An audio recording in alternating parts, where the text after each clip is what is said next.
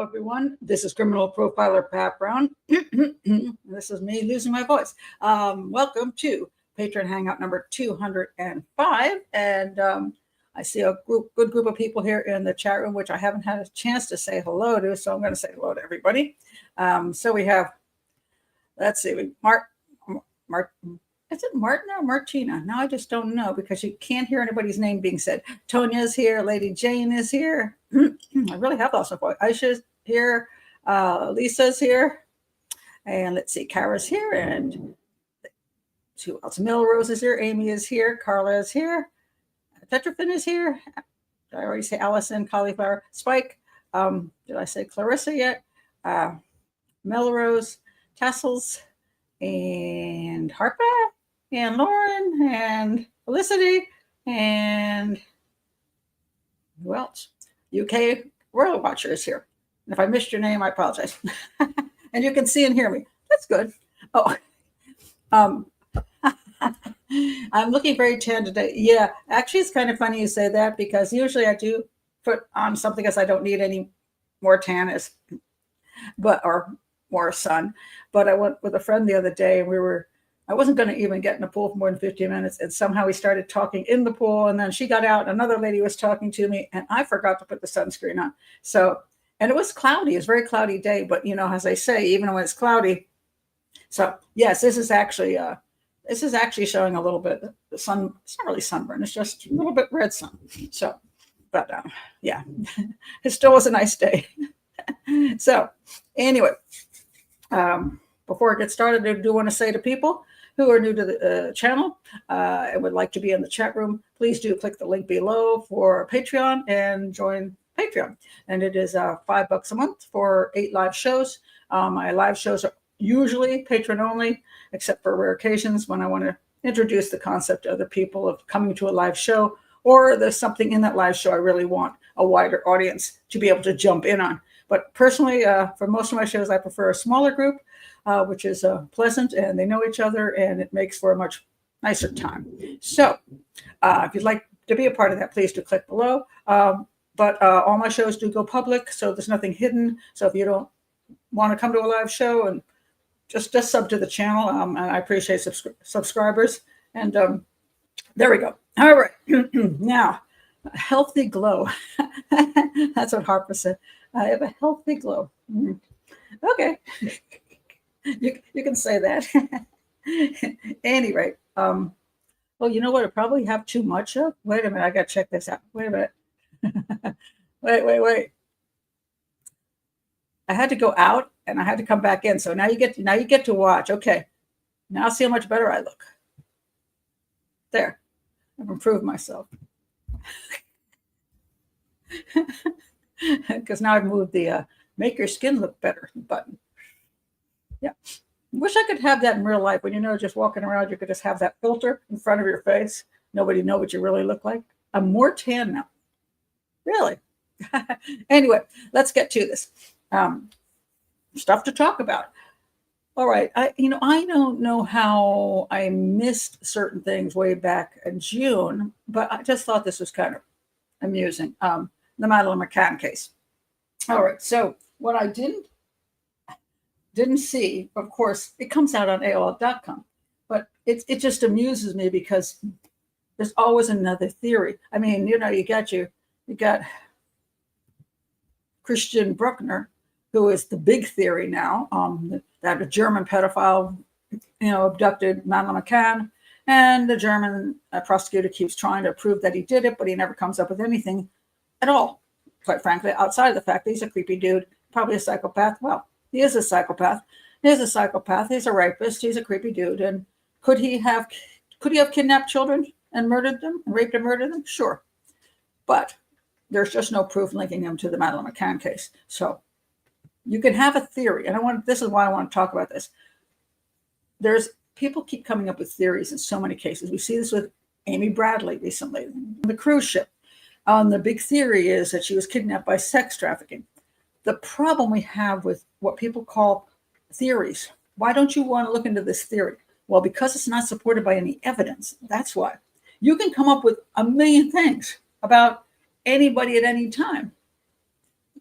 So Amy Bradley could have run away. She could have fallen off over the ship. She could have jumped up the ship. She could have been kidnapped but not put into sex trafficking. She could have, you can make up all the stories you want.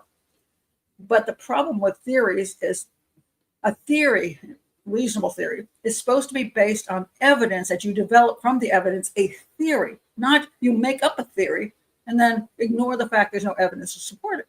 So this is what this disturbing new theory. I love these headlines. Disturbing new theory. In Madeleine McCann's case, suggests she was run over by a drunk driver. Now, we've heard this in many cases where a person, they disappear. And it can be true. I mean, it could be possible that at some point someone runs into the road and if somebody hits them, and especially if you're drunk, you may not, you've killed the person and you don't want to go down for the rest of your life. Now, sometimes I want to point this out. Sometimes you can be trashed out of your mind, but it isn't actually your fault that the person got killed. Because, as I have a problem with in our town, I don't know how many people, pedestrian hit in a hit and run, pedestrian killed in a hit and run, looking for somebody who did it. And I always say, was it 2:00 in the morning? Sure enough, it is 2:00 in the morning.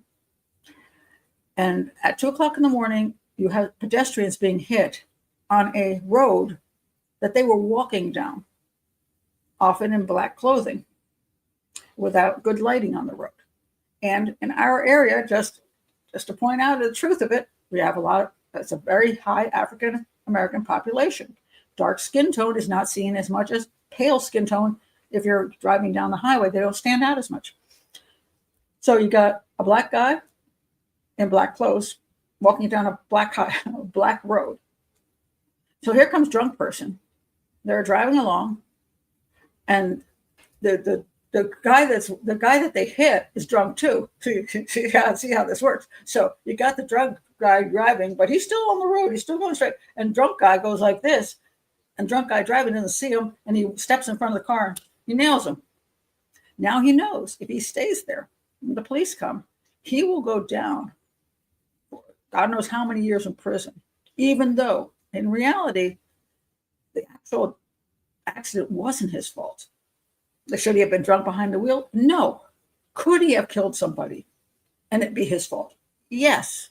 So in other words, if you have a guy walking, same guy, but instead of wearing black clothing, he's wearing a fluorescent outfit, which he should be if you're going to walk down the streets at night and people can't see you.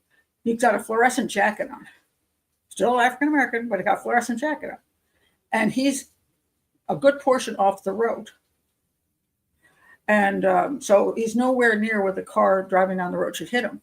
He's way over like 5 feet, 6 feet, 10 feet. And the drunk driver swerves off the road and whacks the guy. All right. Now I think he's guilty. But if he just was driving straight and the other drunk guy walks in front of the vehicle and he never could see him because he just pops out of nowhere and he blended in so well in the dark. Well, so there are these situations where people have killed somebody and then in panic because I think they're going to go to prison for the rest of their life, run away. And have there been people who might, under the same circumstance, pick up the body, put it at the back of their truck and drive it off someplace? Sure, it can happen. But just because it can happen does not mean that you throw this theory around as if it did happen when not one shred of evidence points to that. So let me read this and I'll get you some of your comments on this.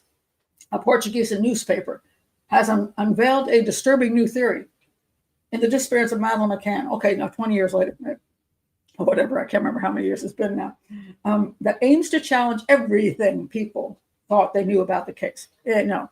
Most people don't know enough about the case because the media has completely screwed that up. Some of us do know about the case. That the 3-year-old may have been run over by a drunk German woman and her body later dumped into the sea with the help of her British husband. So therefore, you got a big cover-up by the Germans and the Brits. Okay. The claim accuses the German prosecutors of failing to act on a crucial tip that surfaced in 2018, that they sidelined in favor of pursuing Christian Bruckner, the man long suspected of abducting and murdering Madeleine, pretty much just by the prosecutor. So 2018, somebody didn't give a tip till 2018. Okay. The allegations come at a critical time as Bruckner's prison sentence for an unrelated crime nears its end, and authorities renew efforts to link him to the toddler's disappearance. And they're trying to put like a monitor on him so he supposedly can't ankle thing, so he can't leave the. I don't know how legitimate that is. I mean, I don't know if you served your time. The Germans don't want him to leave the area so they can rearrest him for the Madeleine McCann case. That's it. I don't know German law on that one. So, Christoph, jump in on that. Can they put that little tracker thing on him after he served his sentence? I don't know. Anyway, the paper, see, whatever paper this is, I can't pronounce Portuguese, so Correio da Manhã alleges that a British woman came forward to UK authorities in 2018, stating she feared her brother and his German wife were involved in the child's disappearance. She said her brother was an alcoholic, and since that day, Madeleine vanished, had appeared to hide a painful secret. The woman's concern allegedly originated from years of suspicion that her brother was covering up a dark secret involving his wife and running Madeleine over while intoxicated. The information was then passed to the Portuguese police, who identified a disturbing overlap.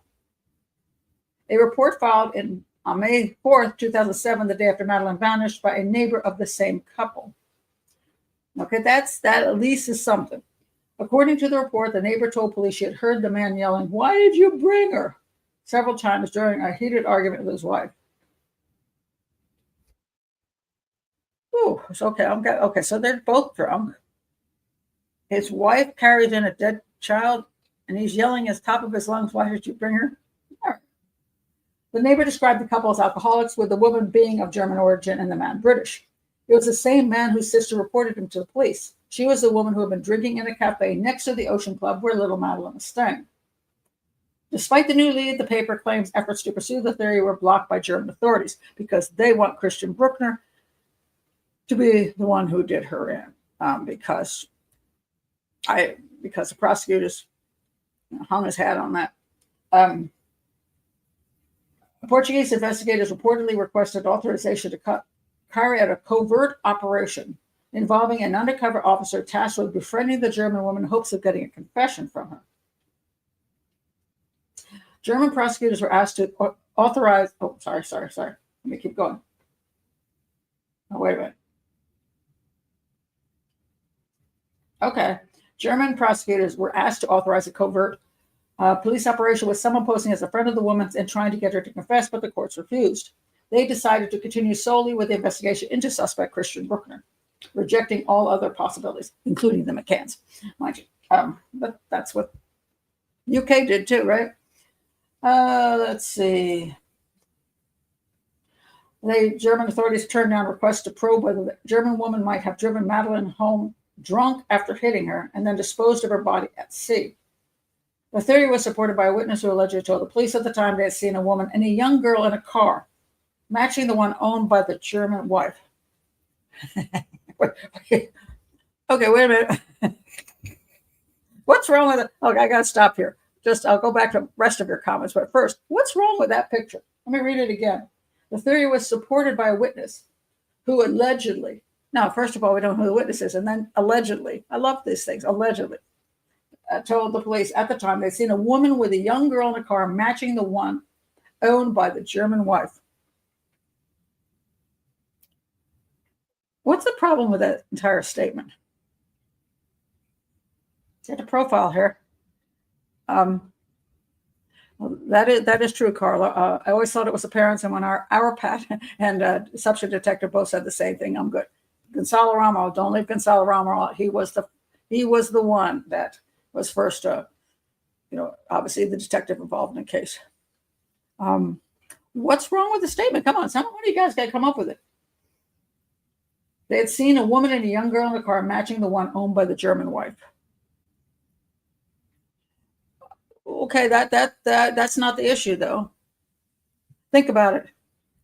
Think about the problem with this statement. What condition is Madeleine supposedly in at that point?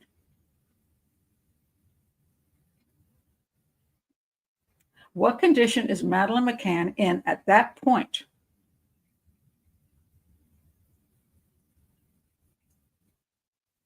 Come on, somebody. Oh, there. Thank you. There we go. Sorry, Amy, I missed your whole thing here. Seems a bit far-fetched to me. If Madeleine had been run over, she wouldn't be sitting up in the car. Exactly. I mean, can you imagine? You've just run over this kid. The kid is limp, possibly bloody, broken bones, whatever. You got this little kid like that. Wouldn't you just lay her down on the back seat? If you had a blanket, you put the blanket over it. Wouldn't you maybe put her in the trunk of your car? Even better. Or what was she doing? Go prop the kid up in the front seat? In the back seat? I mean, who's going to do that? It's silly. It's an absolute silly statement. So, yeah, that's just silly. So, then let's see. The PJ concluded she could have run Madeleine over and panicked, the report read.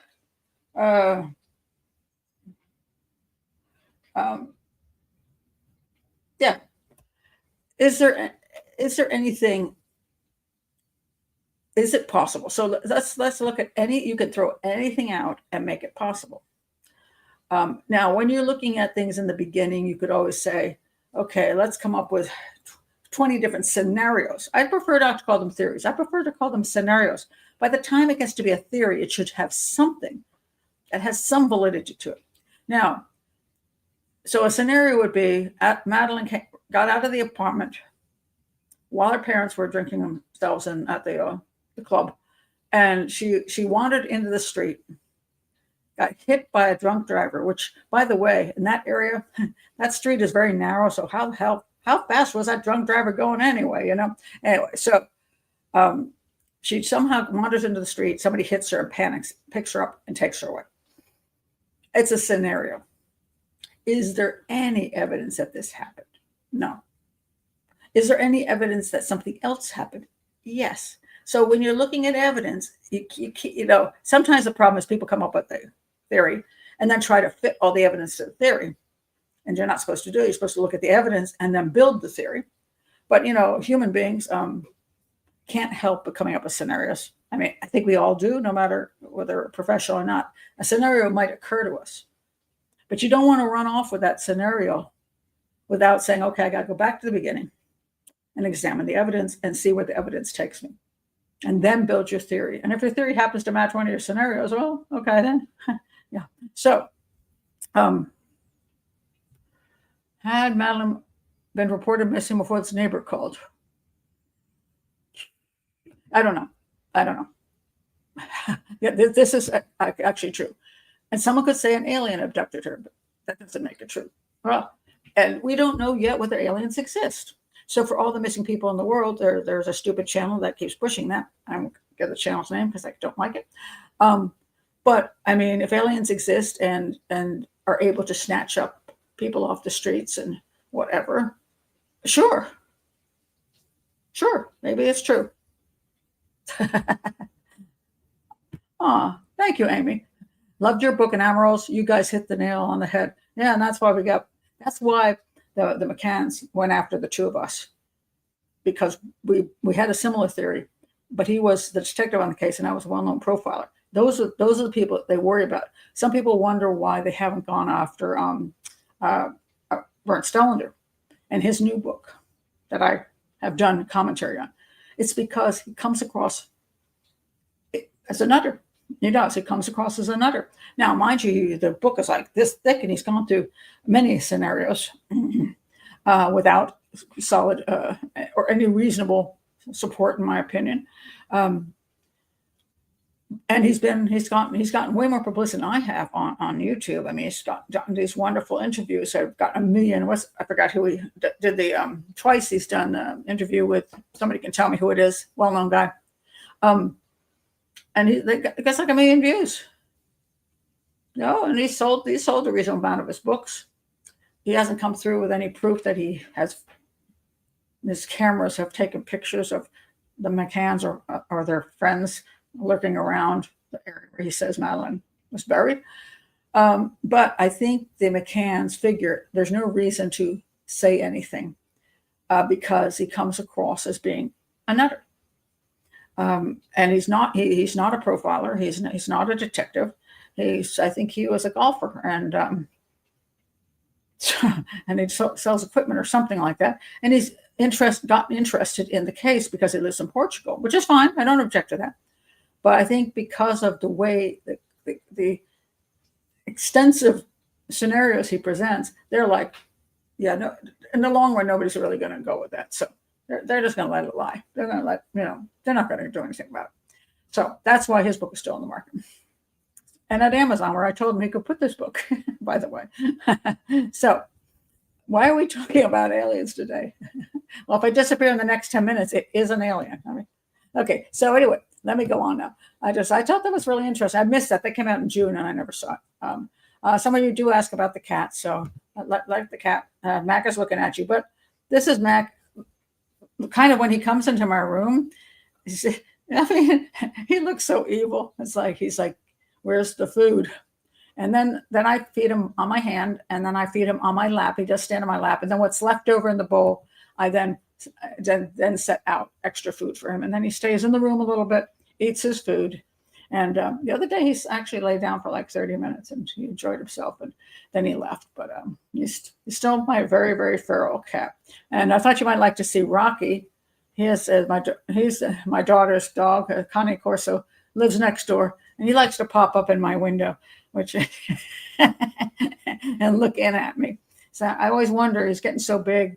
I'm like, can you break the whole window? Because it's real big window. But he's been pretty good. He just ripped up all my all my plants in the flower pots outside. So I gave up putting new ones in this year. So that's Rocky. Say hello to Rocky. So he is a gentle giant at this point. I mean, they can be very, very aggressive, but he's very sweet actually. And the other day when somebody came up toward my daughter, he did step right in front of her and protect her. He's really very, very protective of his people. So he is cute. He's a cute dog. He is huge. He's still a puppy. Still a puppy, but a big, yeah. Well, they can be scary because they're very big, and you don't want to, yeah. And this is true. He ate the couch. I mean, he destroyed the couches in the living room. So you're absolutely correct about that. He will sleep on the bed with my daughter and her husband. Just snuggle with them. If you can snuggle with something that big, but he ripped up the entire sofas. So, but he is a big guy, and he's just a puppy. I think he might be close to full grown, but I'm not sure. All right, what else we have? I want to mention, hold on, let me see. Next thing I want to mention. I will be doing, I think if I have enough energy today, a second video on Lucy Letby. And it was kind of interesting because, my last Lucy Letby video I did, which was a review of the Netflix documentary, which I pointed out was 100% defense driven, and that Dr. Lee, who came out and said there's no evidence of there were never any murders. There were no murders, and his, I guess, panel of 14 experts that supposedly all doing it pro bono and have no agendas and have no bias, but that he selected. Anyway, no murders. Therefore, Lucy Letby has to be innocent because there were no murders. I mean, obviously, if there are no murders, you can't be convicted of murdering somebody, right? But I pointed out some different things in that documentary and pointed out how I've dealt with enough experts in my life to know that experts aren't always right. I don't care if you think it's a top expert. They're not always right. Secondly, depending on how they receive the information and what their own agenda is and what their own biases are, just because they're experts doesn't make them unbiased and not having an agenda. They may well have that. And they may not even realize it themselves for whatever reasons. And so a lot of their stuff was opinions. And I pointed out a whole bunch of areas where I thought it wasn't very convincing. And I got the usual, I'm an idiot and I didn't do my research and blah, blah, blah. And then because they told me I didn't know anything, I read the book, the top book written on the case, and it was fascinating and basically backed up a lot of what I was saying. And then Panorama came out and just did their documentary, which was, by the way, the journalist who wrote the book was also a documentary. So those two do go together. But it was interesting to watch because I'm like, that's what I was saying. And so I was validated, I felt, by the things that they were saying, by these people who were journalists who were really not really, they were like on the fence trying to figure out if she's guilty or not. And, but sometimes what the problem is, people, when they decide somebody's innocent or decide somebody's guilty, they have difficulty understanding that things are not always absolute. People want an absolute world, black and white. It's like, oh, if 14 people, 14 experts on a panel, whatever they say is absolutely 100% right, even if they know nothing of the case, even if they know nothing of her behaviors, even if they know nothing else about the case, they're 100% right. And the prosecution's experts are 100% wrong. And so you get this inability to step back and say, okay, they may be right, or some of them may be right. Some things they bring to point may be true. There could be some baby she didn't kill. Does that mean she didn't kill any of them? No. Does it? If one of their experts, the prosecution experts, had his issues, does that mean the whole case is garbage? No. Any more than if one of the defense witnesses from the expert panel says stuff that I'm like, what? That doesn't make any sense. So everything is not black and white, absolute. And I wish people would understand that, because it makes people very hostile and unable to think, well, let me think further on this. And they seem to get like, it's almost like they get a pet cause and they decide whatever that pet cause is, then they view it only in one way and just don't, they just completely like shut down, and this is going to be true and this is, everything else is going to be false. And just not a very healthy way to think.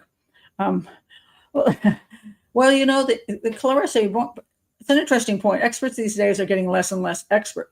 Well, one of the problems is that the issues are getting more and more complicated with scientific stuff. And scientific stuff is sometimes, if you ever look at science, they'll come out and say, this is something that's true. And then 10 years later, they go, we've done scientific experiments and blah, blah, blah, blah, blah. And we found out that the previous scientific theory wasn't true. Well, how was it totally true then and not totally true now? Which one do we believe? In 10 more years, will they go back to the first theory? So it can get very complicated. So I just wish people would calm down a wee bit. Yeah, I already talked about that case. Yeah. There were two cases. I did that on one of my recent hangouts, two different nurses who killed, and I think both of them are guilty. And so there's a tendency for people to believe that women who kill and female nurses who kill are all being railroaded. And that's just simply not true.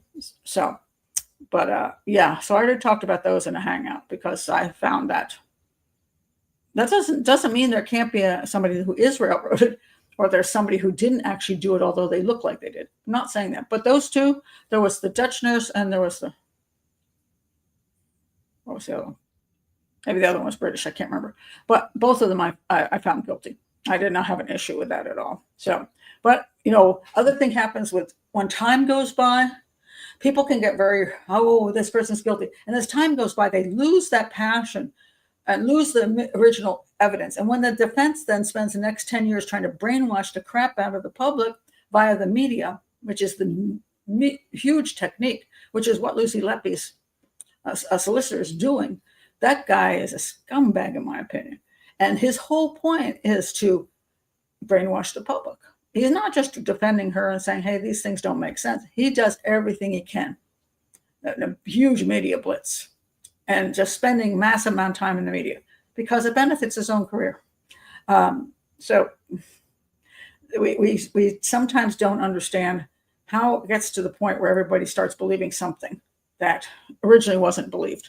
And especially when time goes on, people don't have the, it's far away from their own lives and their own time frame. Something happened 10 years ago or 20 years ago.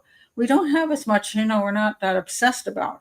So we're able to, in a sense, relax a little bit and look at it theoretically more dispassionately.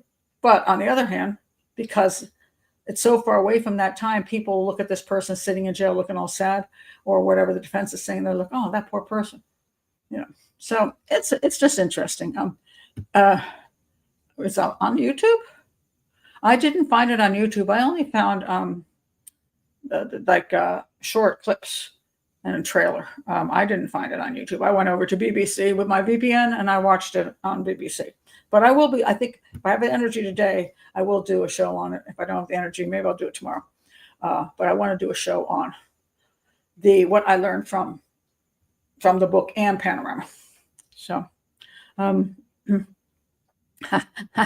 like to hear the German word for railroaded. That could be very long. German words are like this.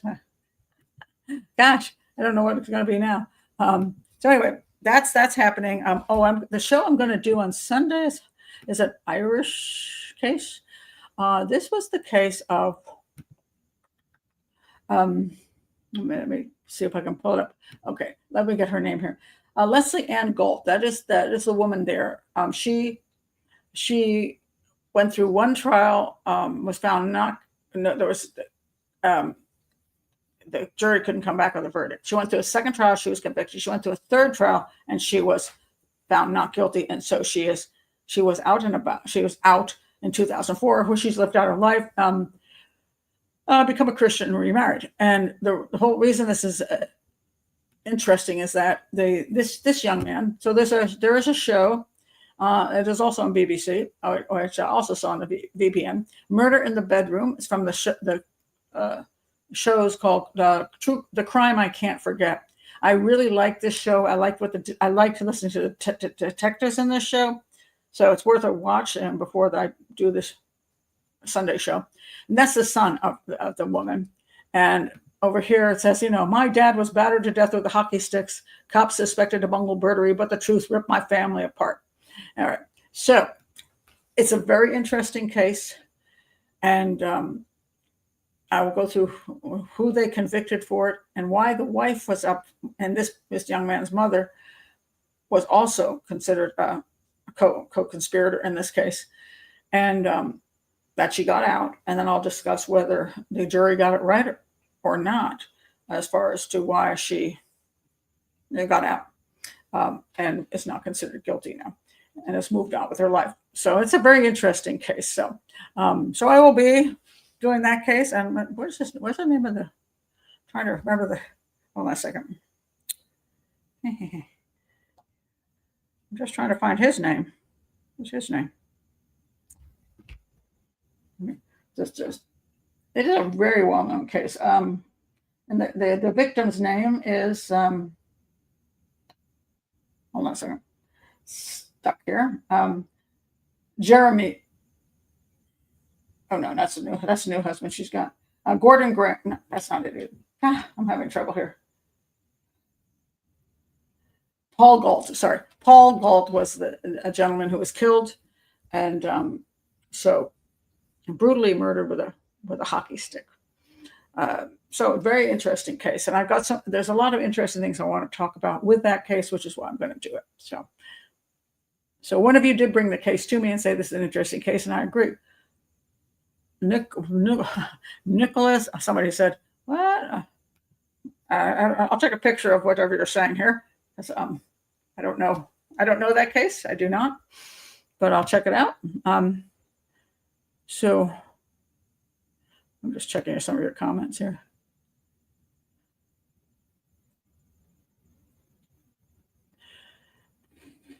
Oh, that's a good question. UK Royal Watcher. What can you be called as an expert witness in court? What qualifications do you need? I will never be called as a witness in court because I have a master's degree in criminal justice, but I am an independent profiler, a bit of a renegade, shall we say.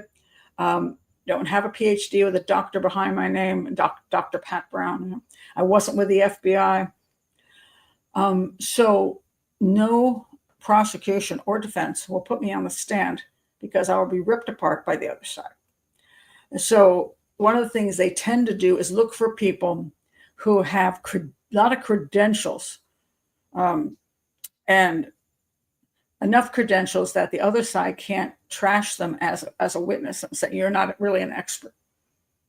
So, but they can get up there and be idiots, and they can get up there and say things that are just basically they're bought and paid for by the defense. It tends to do that more than the prosecution because they can pay big bucks. They'll say, "Look, you testify on our behalf, and we'll give $50,000 or whatever."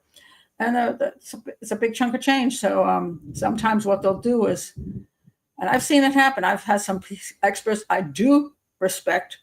I've read their books. I thought they were fabulous. And then they get on the stand and I'm like, I know you don't believe this because I've read your books and I know that you should not be saying that. I won't give their names, but that's what happens sometimes. People can be bought. The experts can be bought for sure. So anyway, Lynn and Megan, another one. I'll take another picture of this one. Amy Burnett says, look at the Lynn and Megan Russell murders. Okay, I'll check it out. All right, so now let me go on. What do I want to talk about next? Some people, I'll just do a very short thing on,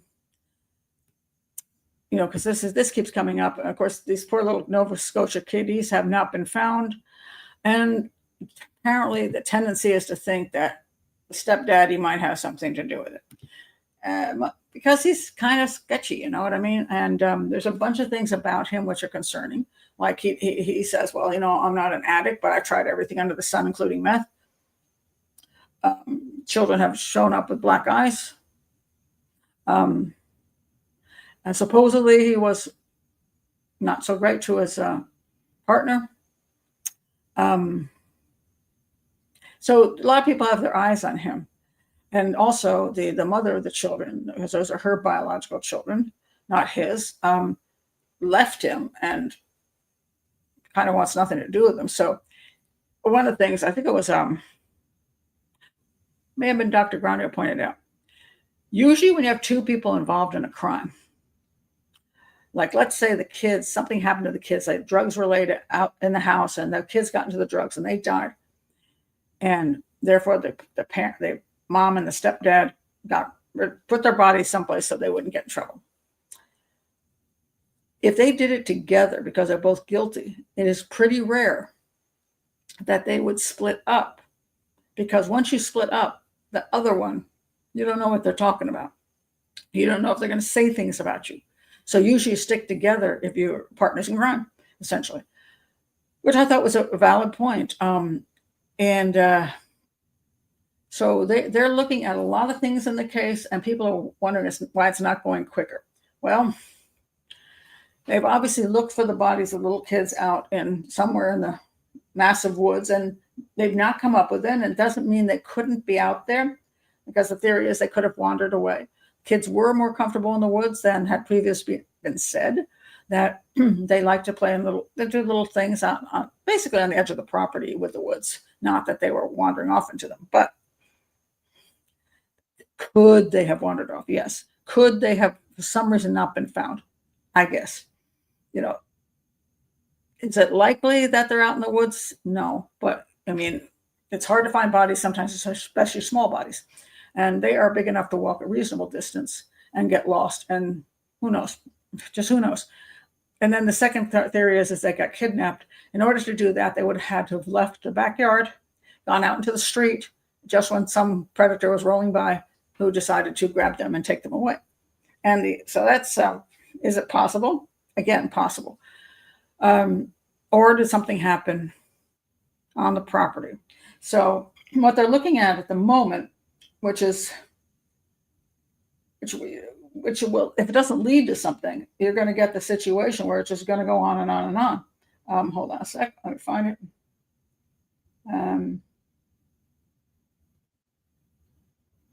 Hold it. Oh, here we are. All right. So, because people get very frustrated when the police, then they start talking about cover-ups of things. There's no reason for the police to cover up anything in this case. So that's just all nonsense.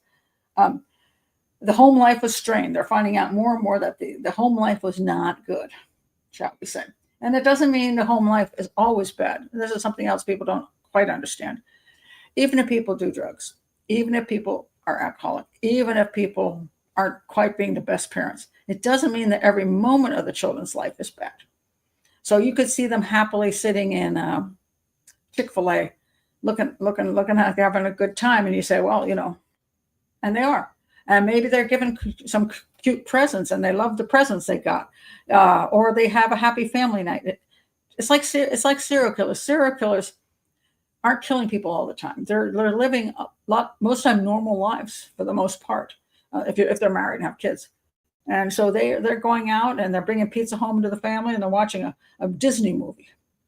And the kids, they're like, well, my dad couldn't be a serial killer because he did these things. Well, yeah, but he was, because you can't kill all the time.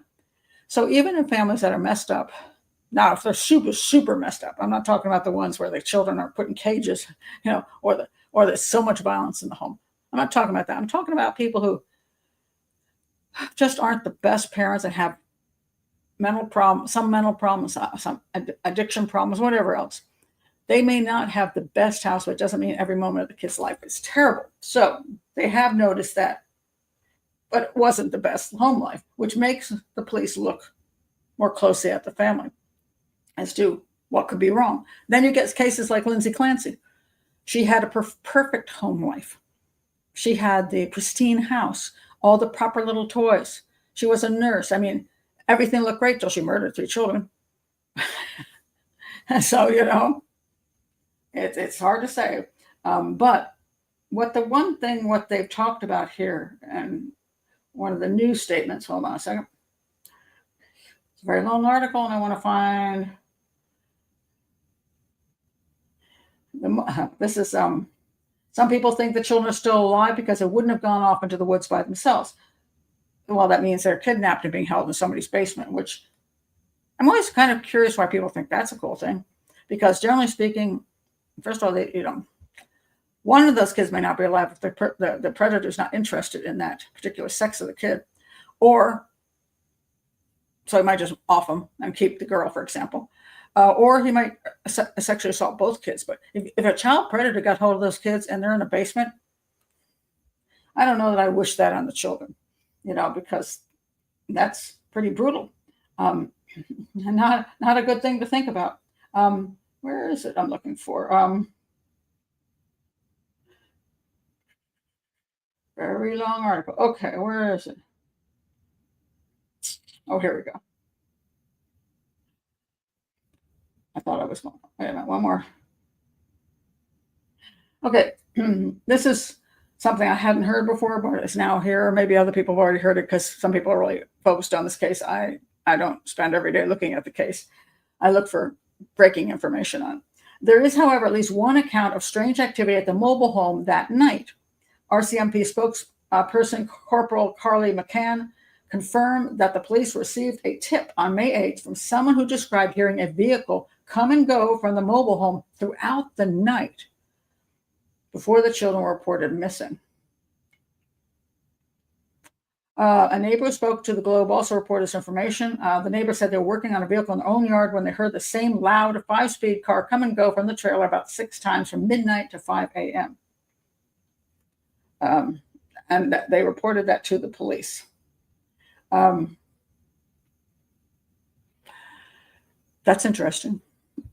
I don't know how accurate it is. I don't know if the cars that they have were those cars that would make those sounds, but this is what the police are dealing with. They're dealing with looking at every possibility to try to figure out where these kids went to. Because the one thing we do know is the kids are not around. And my belief is they're not alive, regardless of who has them. Because as I point out over and over again, for the most part, when people kidnap a toddler, a sex predator, if a sex predator kidnapped Madeleine McCann, she wasn't going to be in anybody's basement. For the most part, now there are few exceptions. For the most part, people rape and kill little children very quickly and usually dead within a few hours of being kidnapped. Why? Because taking care of toddlers is not a joy.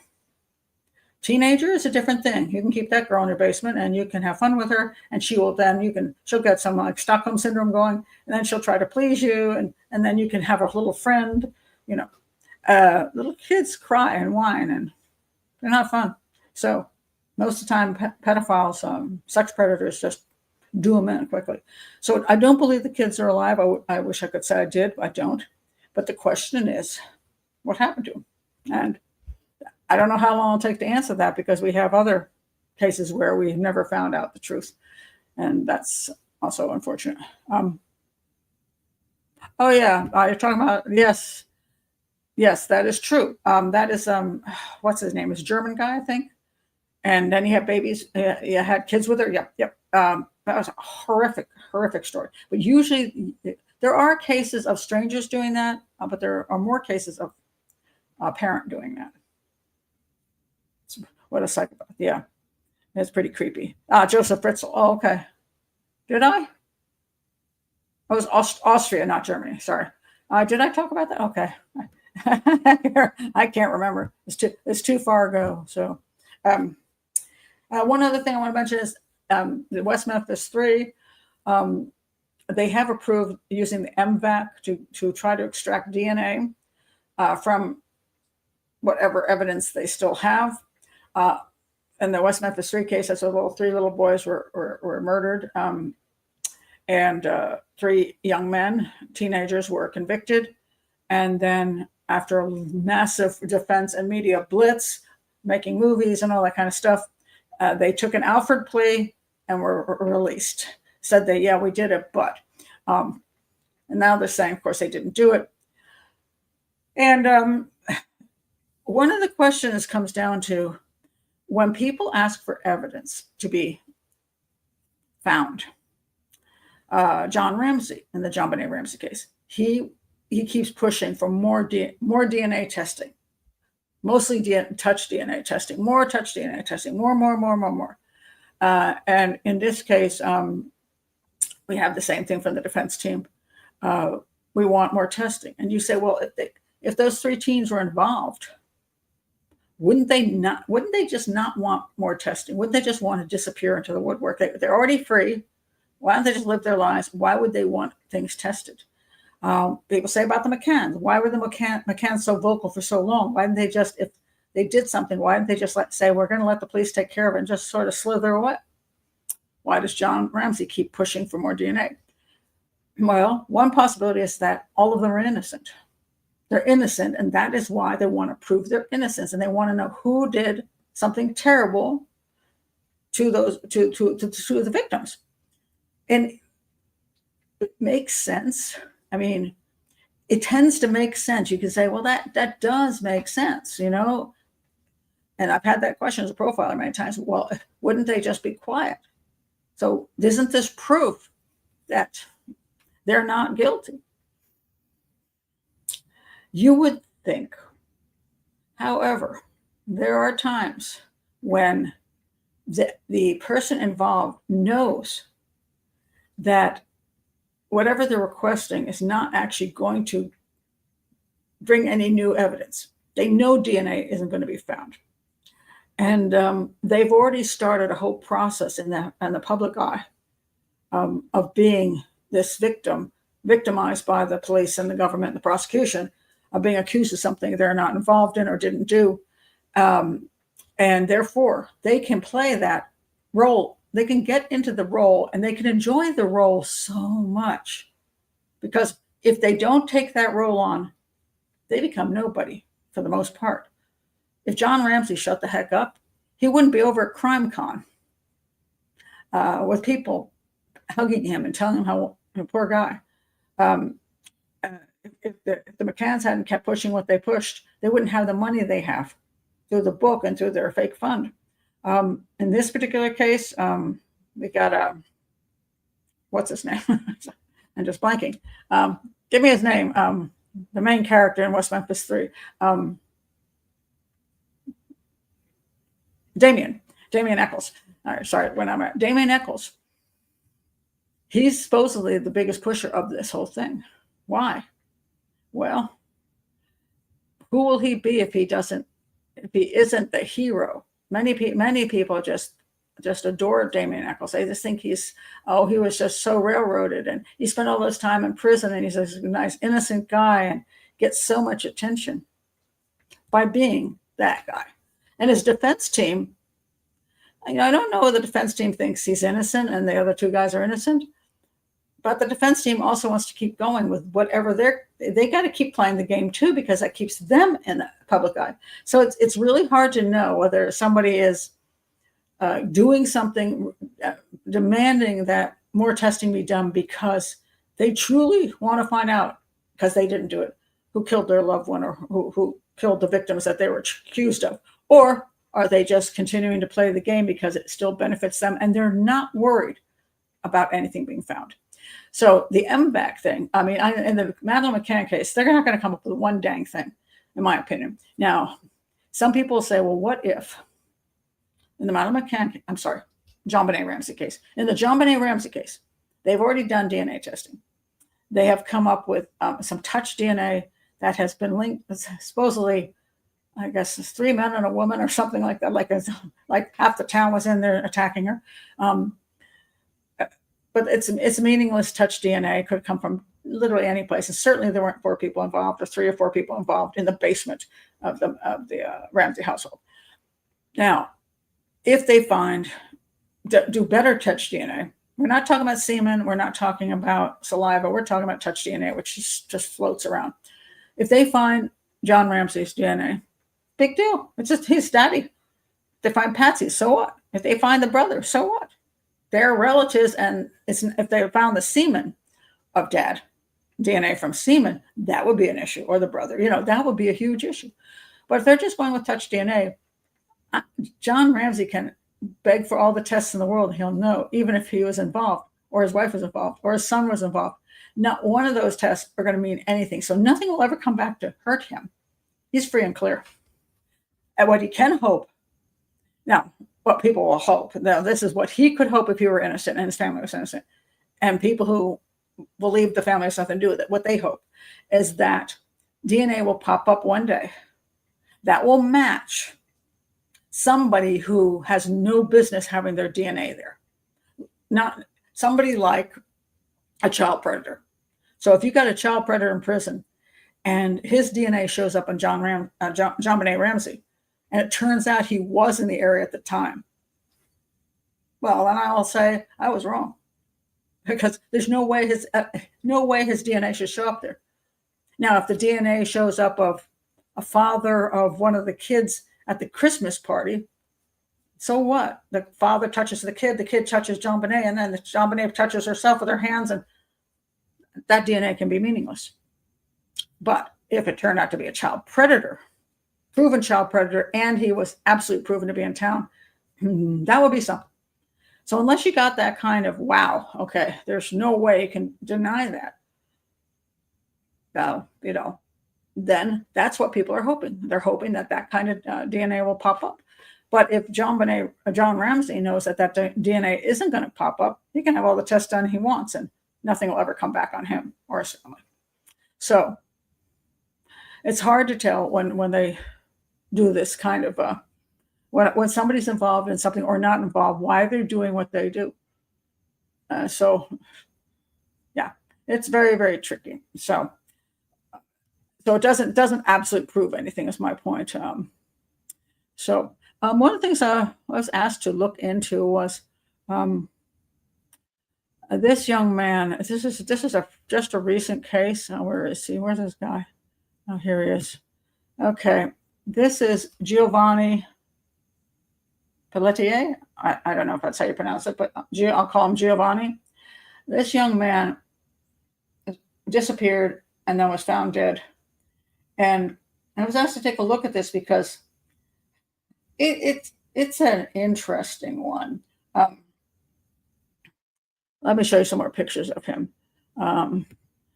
This is him. There's a reward out for him, and I'll get back to that in a minute. There he is again, and he's a good-looking young man, and he's a very nicely groomed young man. I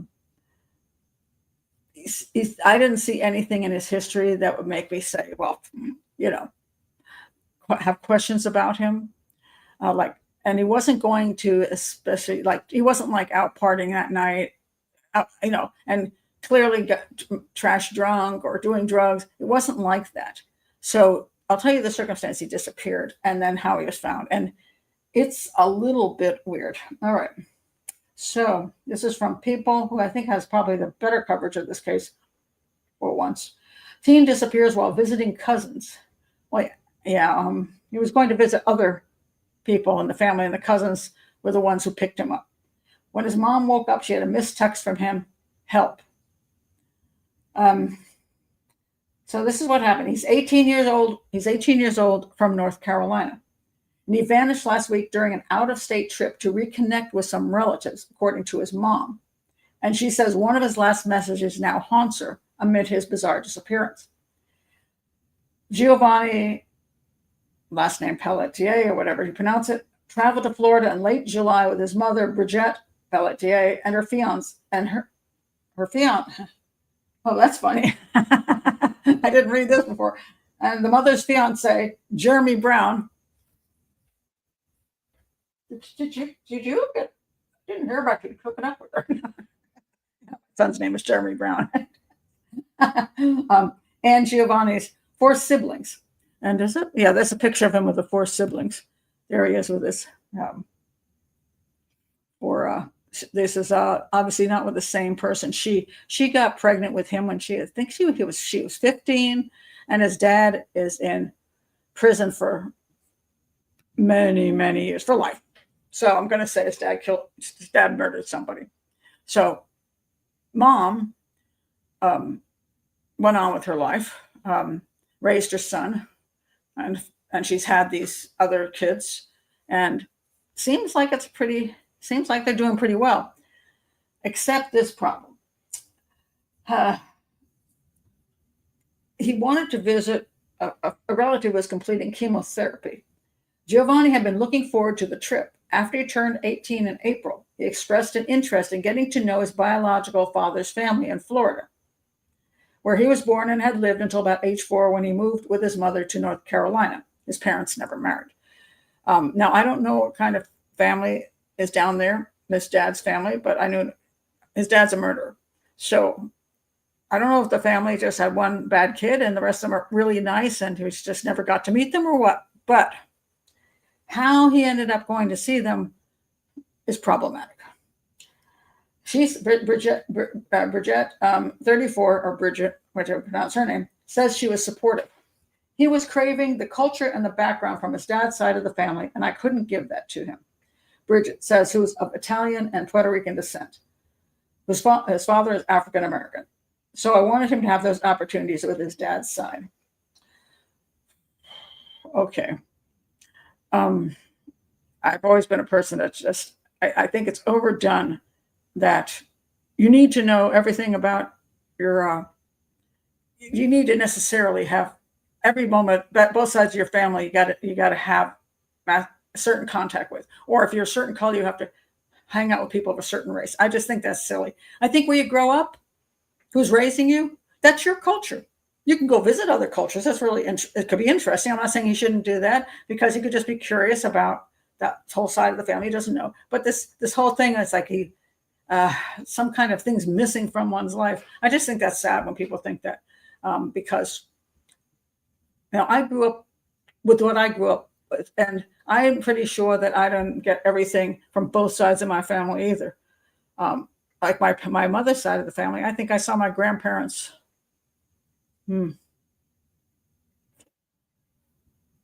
once,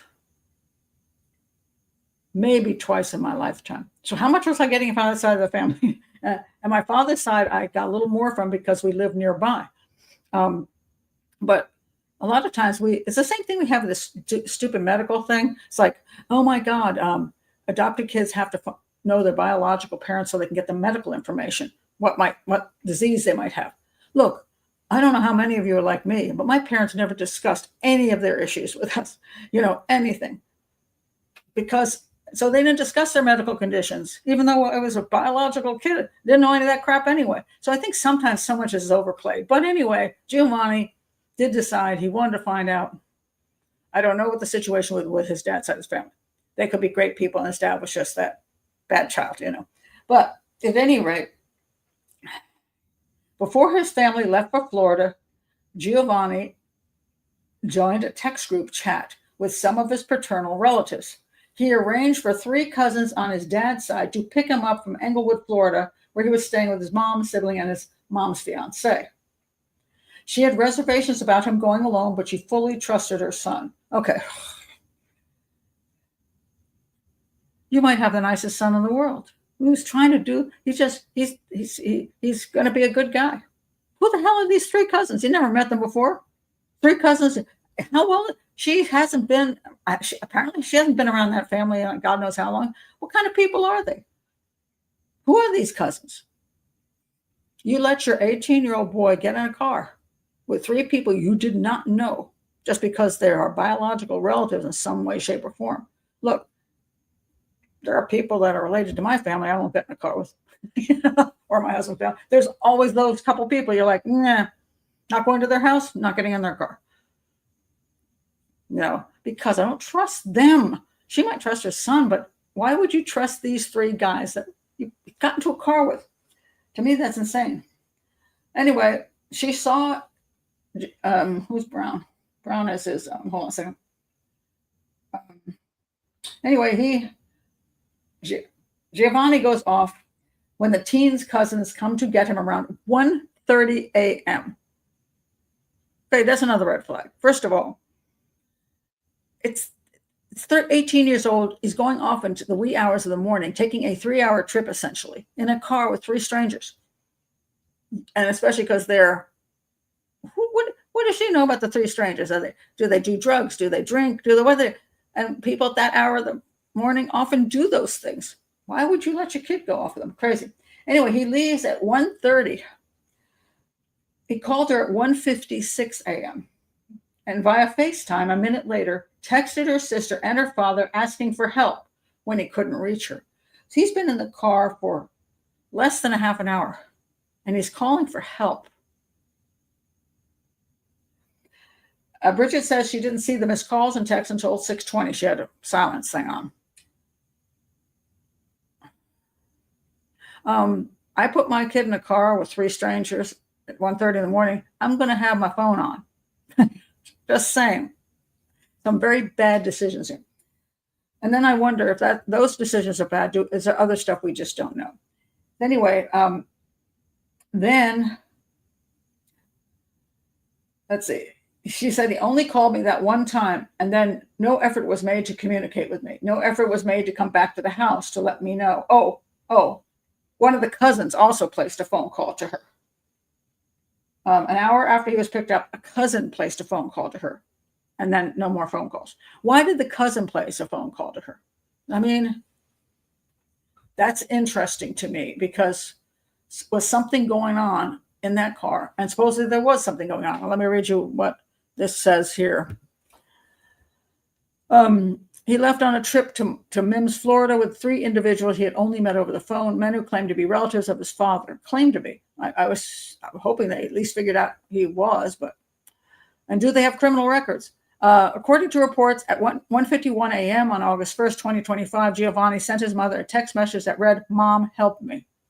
It was the last time anyone heard from him. Shortly after, a truck driver discovered Giovanni's backpack and cell phone on Highway 75. The men he traveled with told authorities that an argument had broken out in the vehicle, and they forced him out. All 3 have been continued to be questioned by law enforcement. But one of the cousins did make a phone call to her after he made a phone. So Giovanni makes a phone call to her. He makes a phone call to the mom. He makes a phone call to 2 other people. And I'm wondering right there, which is weird, he's got his phone in his hand, and he's calling for help. He's still in the car with the 3 guys, as far as I know, unless they stop for gas or something. They stop for gas, he could just stay in the gas station and not go back in the car. So was he sitting in the car making these phone calls with them sitting around him?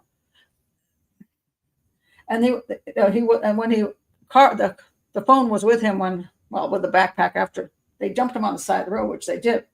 So anyway, then she tried to find him, and she used GPS to find her son. When I got to where his phone was, his bag had been left on the side of the road, and in it was his phone and his backpack. And he wouldn't have left that. My son eats, sleeps showers, breathes his phone. The cousin who had called her before Giovanni disappeared told her the group smoked marijuana with Giovanni after they picked him up. Again, why are you letting your 18-year-old kid go off with guys who maybe do drugs? And Giovanni then began to panic. The cousin also claimed that Giovanni cursed at him, prompting a confrontation on the side of the road, during which Giovanni allegedly pulled out a knife. When that happened, they said they wrestled the knife from him, and then my son took off running. She described that behavior as unlike her son. She gushes about his integrity and character. He believes he felt threatened and outnumbered. And then they found his body in a drainage pond, I believe it was. Let's see.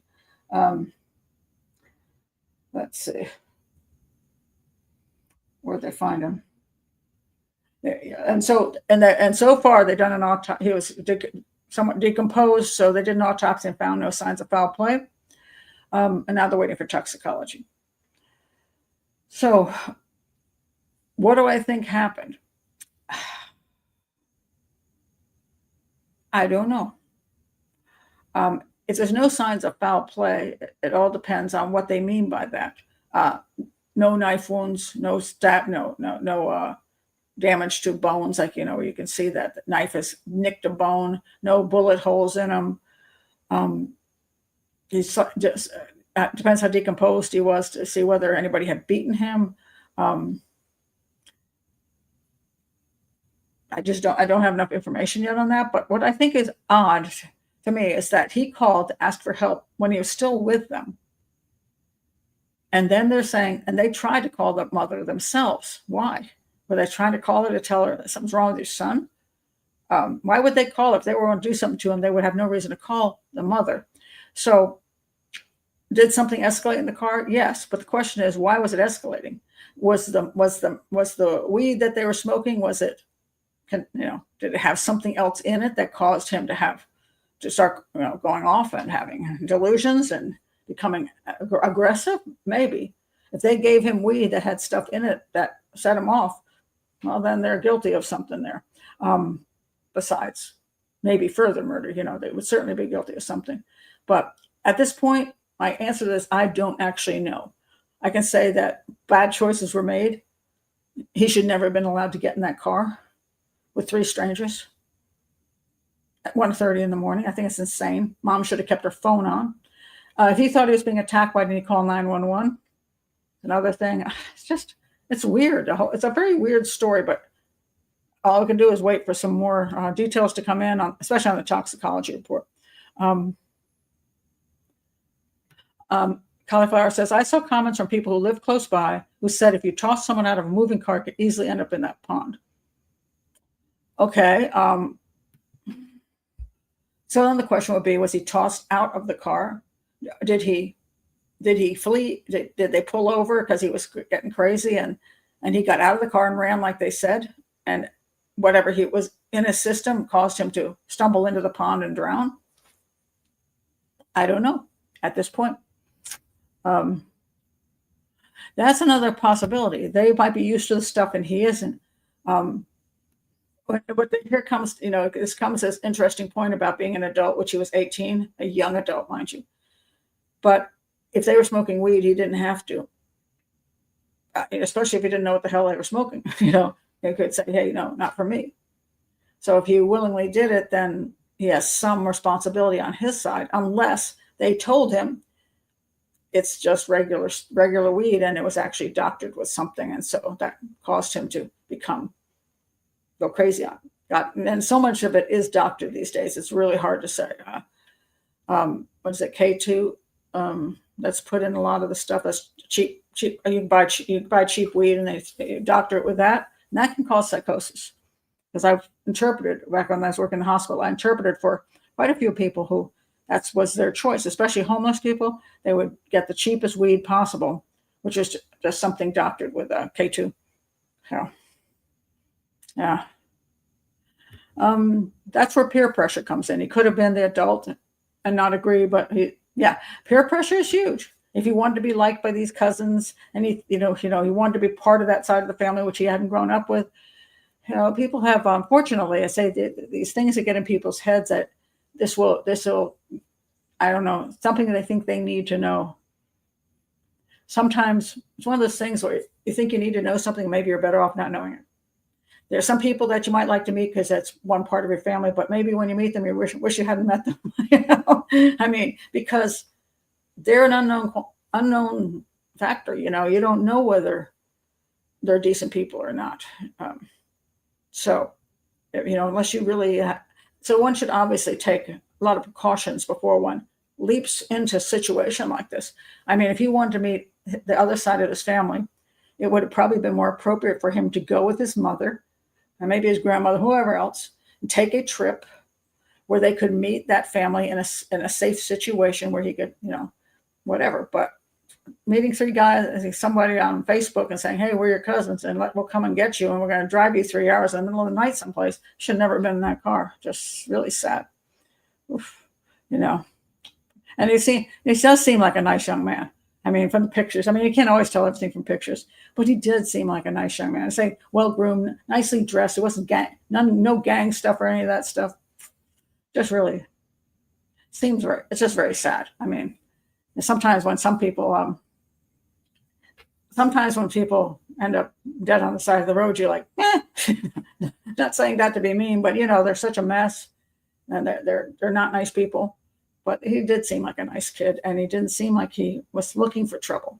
But obviously, both he and his mother made a bad choice by letting him get into that car with strangers. Just not a good idea. He does look really nice. I mean, it's a shame. Sometimes when I see stuff like this happen, I try to look into the background to see if there's a whole history. Remember last week I did a thing on the kid who went missing, and the college kid. He also seemed very nice, but he had mental issues. So I'm looking for someone who has mental issues or something else is going on. It's like, put them in the situation. But I think in this case, curiosity killed the cat type of thing. And it's just, sometimes you have to hold your curiosity back and take it slow. Just like hooking up with people. When you're going on a date, you're going online to meet somebody, and you're so excited because he seems like such a nice person, or she seems like such a great girl, and you go to some isolated place with this person, and you don't come back because you're so curious and excited that this might do something to change your life or make your life better or answer your questions, whatever it is. Step back. Now, if you want your questions answered, and you want to meet somebody, and you want to have a change in life, take a step back and think about it, and think about how you can approach this in a healthy way, and then in a non-risky way, like he did. Just super, super sad, super sad. But we see people, just amazing. Let me bring up this woman. This woman here. Oh Lord, I mean, this woman is. Hold on a second. She met this guy. She is 30 years old, and her name is, I think her name is Yannelis de la Caridad Casales. She's 30 years old, and the boyfriend is Carlos Jordanes Aldana. He's 38. All right. So here's what happened.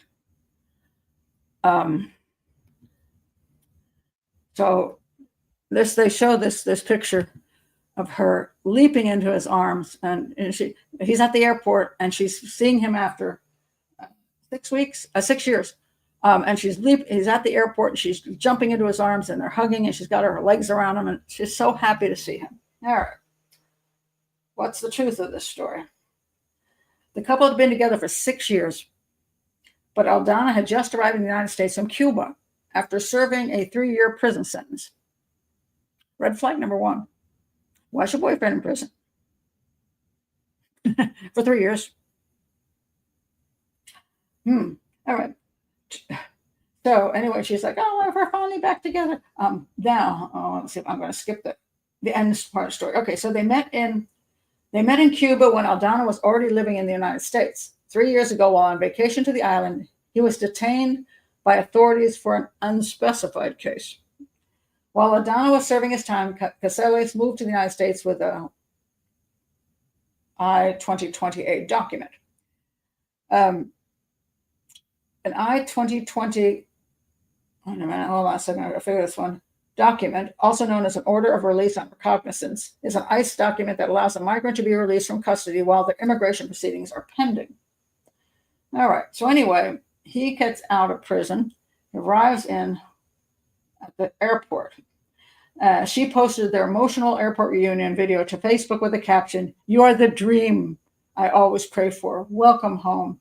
Casales ran to Aldana from across the airport, holding red, white, and pink heart balloons, and then jumped into his arms. And then,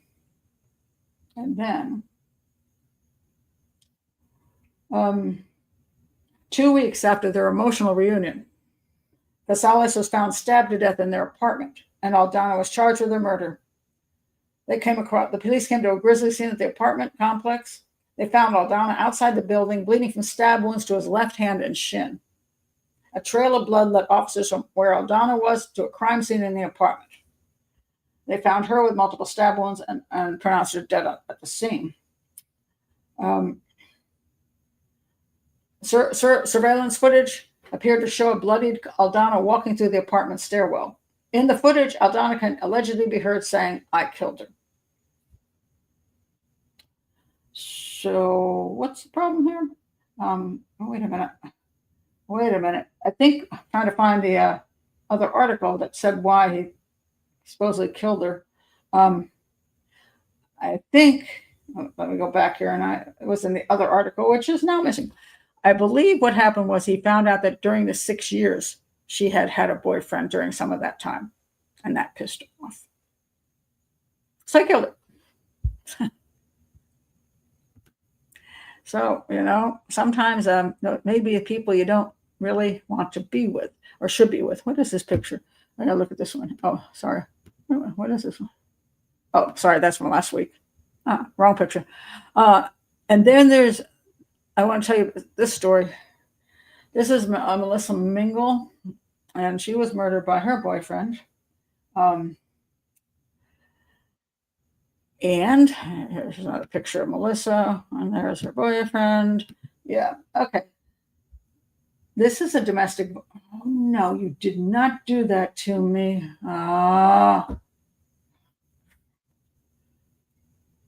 It just put up a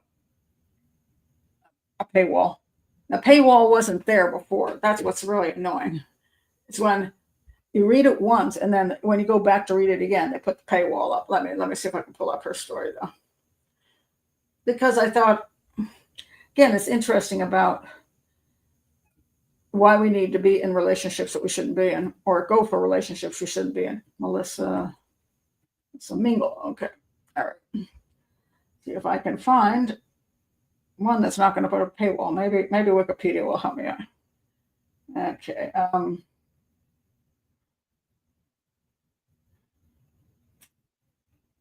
Let's see.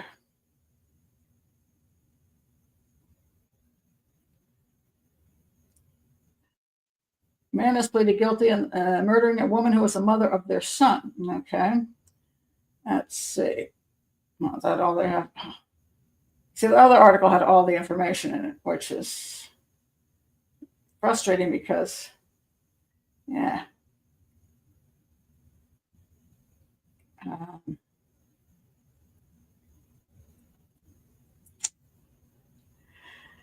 Well, my wonderful article is now being it's gone.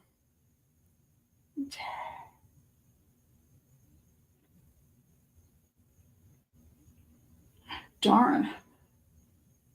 They put the paywall up, but let me see if I can find something else on it. Because what was interesting to me was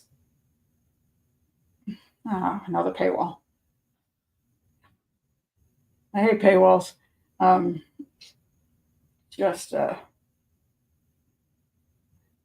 Let's see. How about this one? Come on, there's got to be one in here that didn't get. No, they're all. Every one of them is behind paywalls. It's interesting. These are a lot of local. They're local stations, which you think wouldn't bother with paywalls, like local news stations, but apparently they do. Okay, anything here?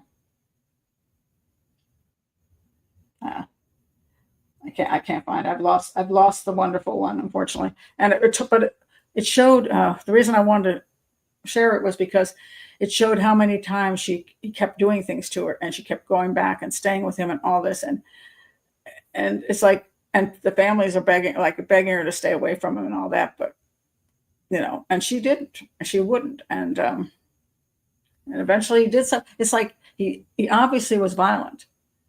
He's obviously a psychopath, but the reason for staying with that person, when that gets to that level, where she was being abused like that. I know people say, well, people can't get out of these relationships because they don't know where to go, and sometimes they do have kids. In this case, I think she did not have a kid with him. Oh no, she did have the one kid, but that child becomes also a victim. And this is why I always want people to understand: if that person beats you and is a psychopath that will hurt you, staying with him with that child is dangerous to the child as well. So if you want to be a good mother to that child, you get the hell out of there as quick as you can. But I wish I could have read that to you. It was a really interesting story, and got wiped out. Yeah, so annoying. There was one other one I wanted to. Another person who, this was just a real quick one. This is Carol Ann Riley. And Carol Ann Riley, where are you, Carol Ann?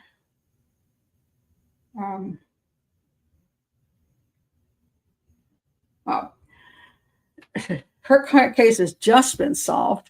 She was hooked up with this boyfriend. And this is, I don't know what she knew about this boyfriend before she hooked up with him. Maybe nothing, and that's the problem. The remains of a woman found on the Arizona-Nevada border has finally been identified as a Southern California nurse reported missing in 1986. And the reason she disappeared was that she had scheduled a dinner date with her boyfriend and told friends she intended to dump him. And she never came home from the dinner date. Yeah. Her remains were discovered in 1987 in a shallow grave, but they went on unidentified until this year, just recently.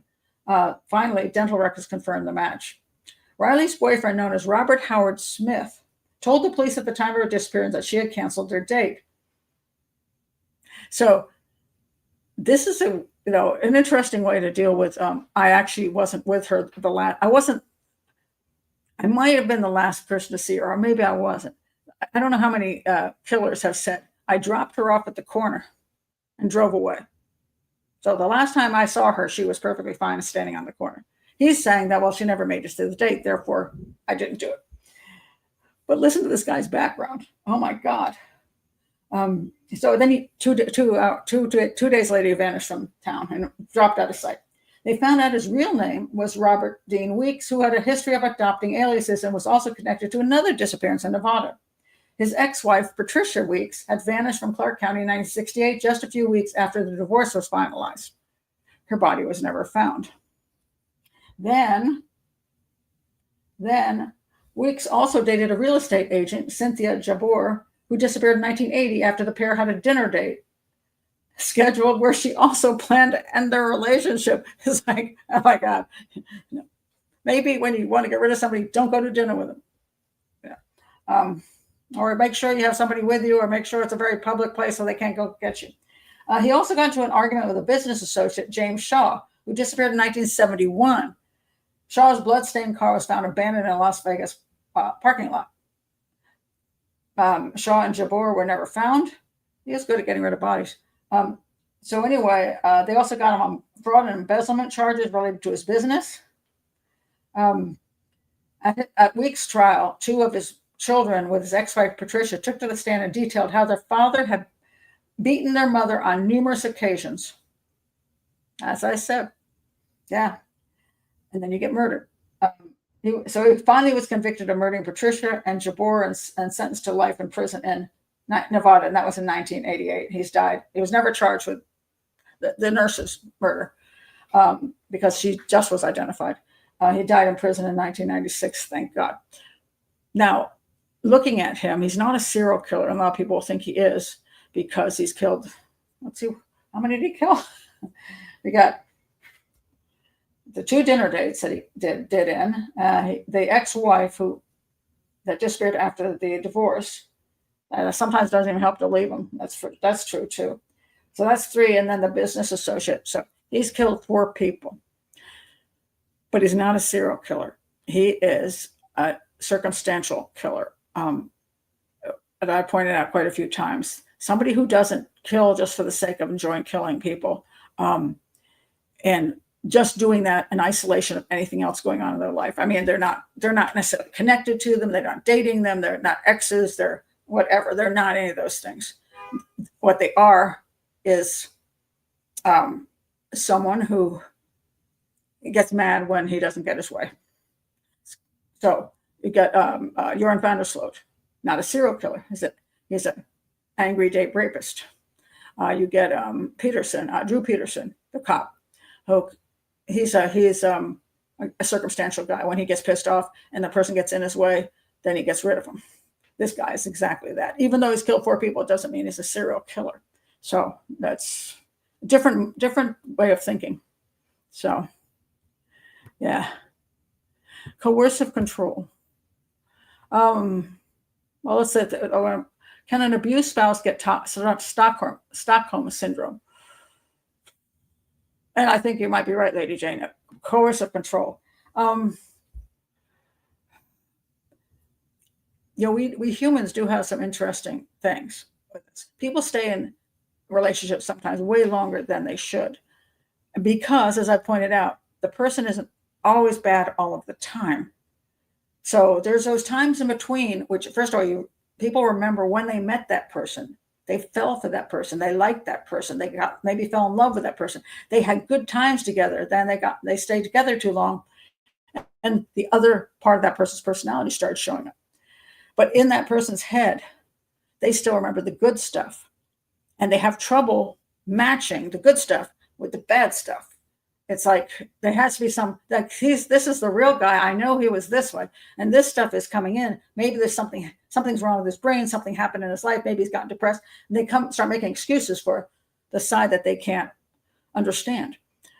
And then the hope is that somehow the bad side will eventually disappear, and the good side will be back and remain.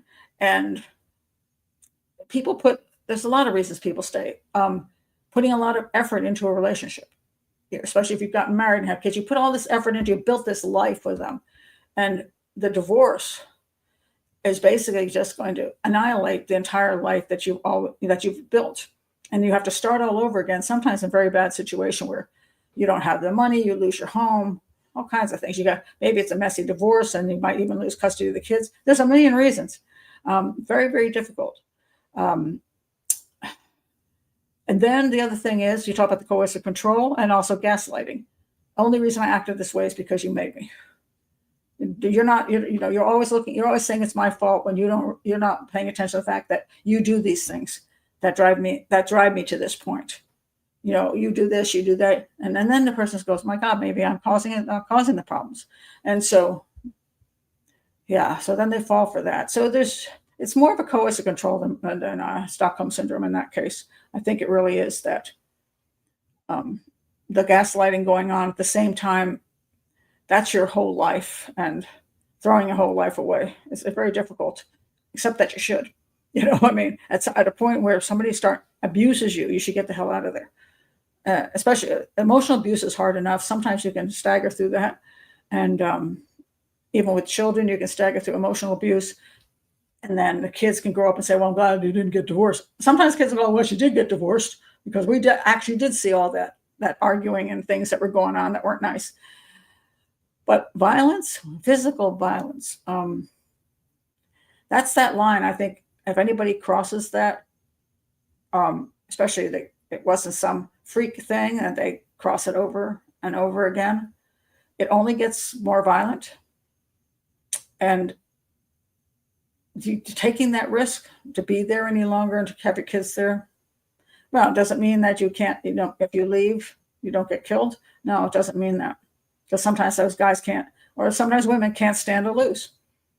The relationship's over, but they can't stand to lose because it's humiliating or embarrassing, or they want something in that relationship that you're taking away from them, which could be the kids or or whatever. So it's very, very complicated, and which is why I always recommend nothing else. Take a good amount of time getting into the relationship. Don't rush into a relationship because you don't get enough time to know what kind of person they are. And these kind of people, generally speaking, don't have as much patience as somebody who is a little bit more stable. So take your time. Don't rush into sex. Don't rush into moving the person into your house. Make sure you know their background and make sure you know who they are. Don't take chances. No, don't take chances. So, look at some of your comments here. And that can be true. They are great at making you feel that way, which is, I'm looking for what was said before. This one. My daughter's ex had her believing she didn't deserve any better. Isn't that nice? Yeah. And I think that's one of the problems is when we rely on other people to tell us who we are, good or bad. Do you need people to butter you up all the time? Do you need people to say, "Oh, you're really pretty. Oh, you're so smart. Oh, you're doing it." Do you always need that kind of assurance from other people who may well not be telling you the damn truth, But you got to get that. You got to get those that feedback. Otherwise, you don't have any confidence in yourself. And then you have the other version where somebody's tearing you down, and you're believing them again because you lack the confidence and the ability to look at yourself and separate yourself from other people and say, "What's the truth here? What am I really? Who am I really? What are my good points? What are my bad points? What are things I could improve on?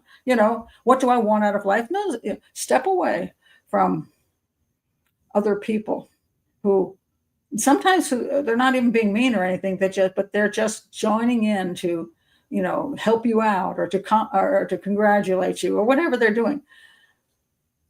So, and flirting, by the way, a lot of people, that's the whole thing they really like is flirting, and a lot of flirting is fake. So do you want to be with somebody who's real? I'm not saying they should insult you, but you want somebody who's actually interested in you as you, or do you want somebody who's going to just try to get you by saying all these things? I'm having her, she's falling for it, man. So I'm going to do all these things so she'll fall for me and then I'll be in control. Or somebody so desperate, they will do anything to get you. I mean, you don't want that either. So human relationships are really complicated. They really are. But when kids come into it, that's where I always say, take your time. Don't rush into it. At least date 2 years before you get married. At least 2 years. That guy shouldn't even be in your dang house. But if he's going to move in with you, he has to have a job. He has to be able to survive on his own, or she has to be able to survive on her own. Then at least a year should pass before they even, you decide you're going to put a home together. And then after you get together, married, whatever, wait 2 more years to have kids. Because if anything goes wrong, at least you can get the hell out of there before you bring kids into it. So, yeah. So let me just check the time here. Let's see if there's anything else I want to do. Let's see. Oh, this is just people. Speaking of just people, this guy, where is this is from my own town. I read this and I'm like, are you kidding me? Are you kidding me? Where is it? Okay, hold on a second. Oh, there we go. Okay, so this guy's name is Mel Franklin. The headline is this: "I've done my time. Mel Franklin on return to Prince George's County government after a jail stint." Former Prince George's County Council member Mel Franklin is talking about his new job for the first time since his release from jail earlier this year. Franklin was in his 4th term on the council when he abruptly resigned shortly before he was charged with campaign finance violations last year. He pleaded guilty and served time in an Anne Arundel County jail. Shortly after his release, he was hired by his close friend and one-time colleague, at-large council member Calvin Hawkins, to serve as Hawkins' chief of staff. It's a hiring that has ignited controversy in the county, where even residents who believe in second chances questioned the hiring of someone who triggered an expensive special election following his resignation. On Tuesday, Franklin had an answer for those who have criticized the use of taxpayer dollars for a second chance. "I think public service usually is," and the question becomes, "when you have done when you have so much that you've learned, and that you have done in public service, do you quit because you messed up? Or do you come back and make up for it by doing even more and doing even better? I say the latter. Hawkins said he had to convince Franklin to take the job. He isn't surprised by the blowback he's gotten. I expected that, but I also realized that the empathy that is Prince George's County will overwhelm all the discontent and negativity. And then he says, the only way you overcome mistakes is to move forward. And this is an opportunity for him to move forward on the mistakes he's made. I'm not dismissing the mistakes he's made. He committed a crime.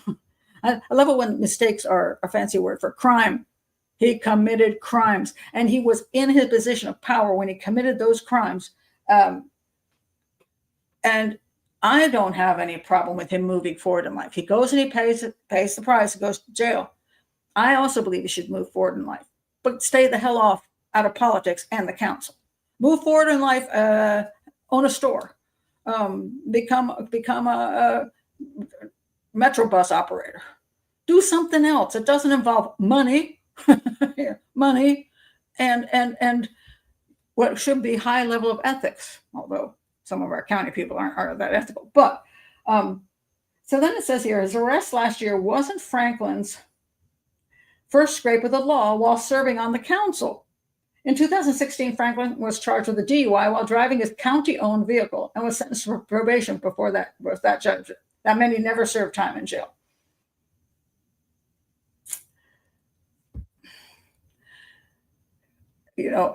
My whole theory is always, if you're working in a field and you commit a crime that is related to that field, just don't go back in that field. Go live your life someplace else. Stay out of the media, and go live your life. That's fine. You can say, when I was in public office, I committed a crime. I got greedy, and I did what I should. Broke the law. I paid for it, and I will never put myself in that position again, because I think people deserve to have somebody who they can trust. And I'm not that guy. That's what I think should be said. And the guy who hired him back, he needs to lose his position.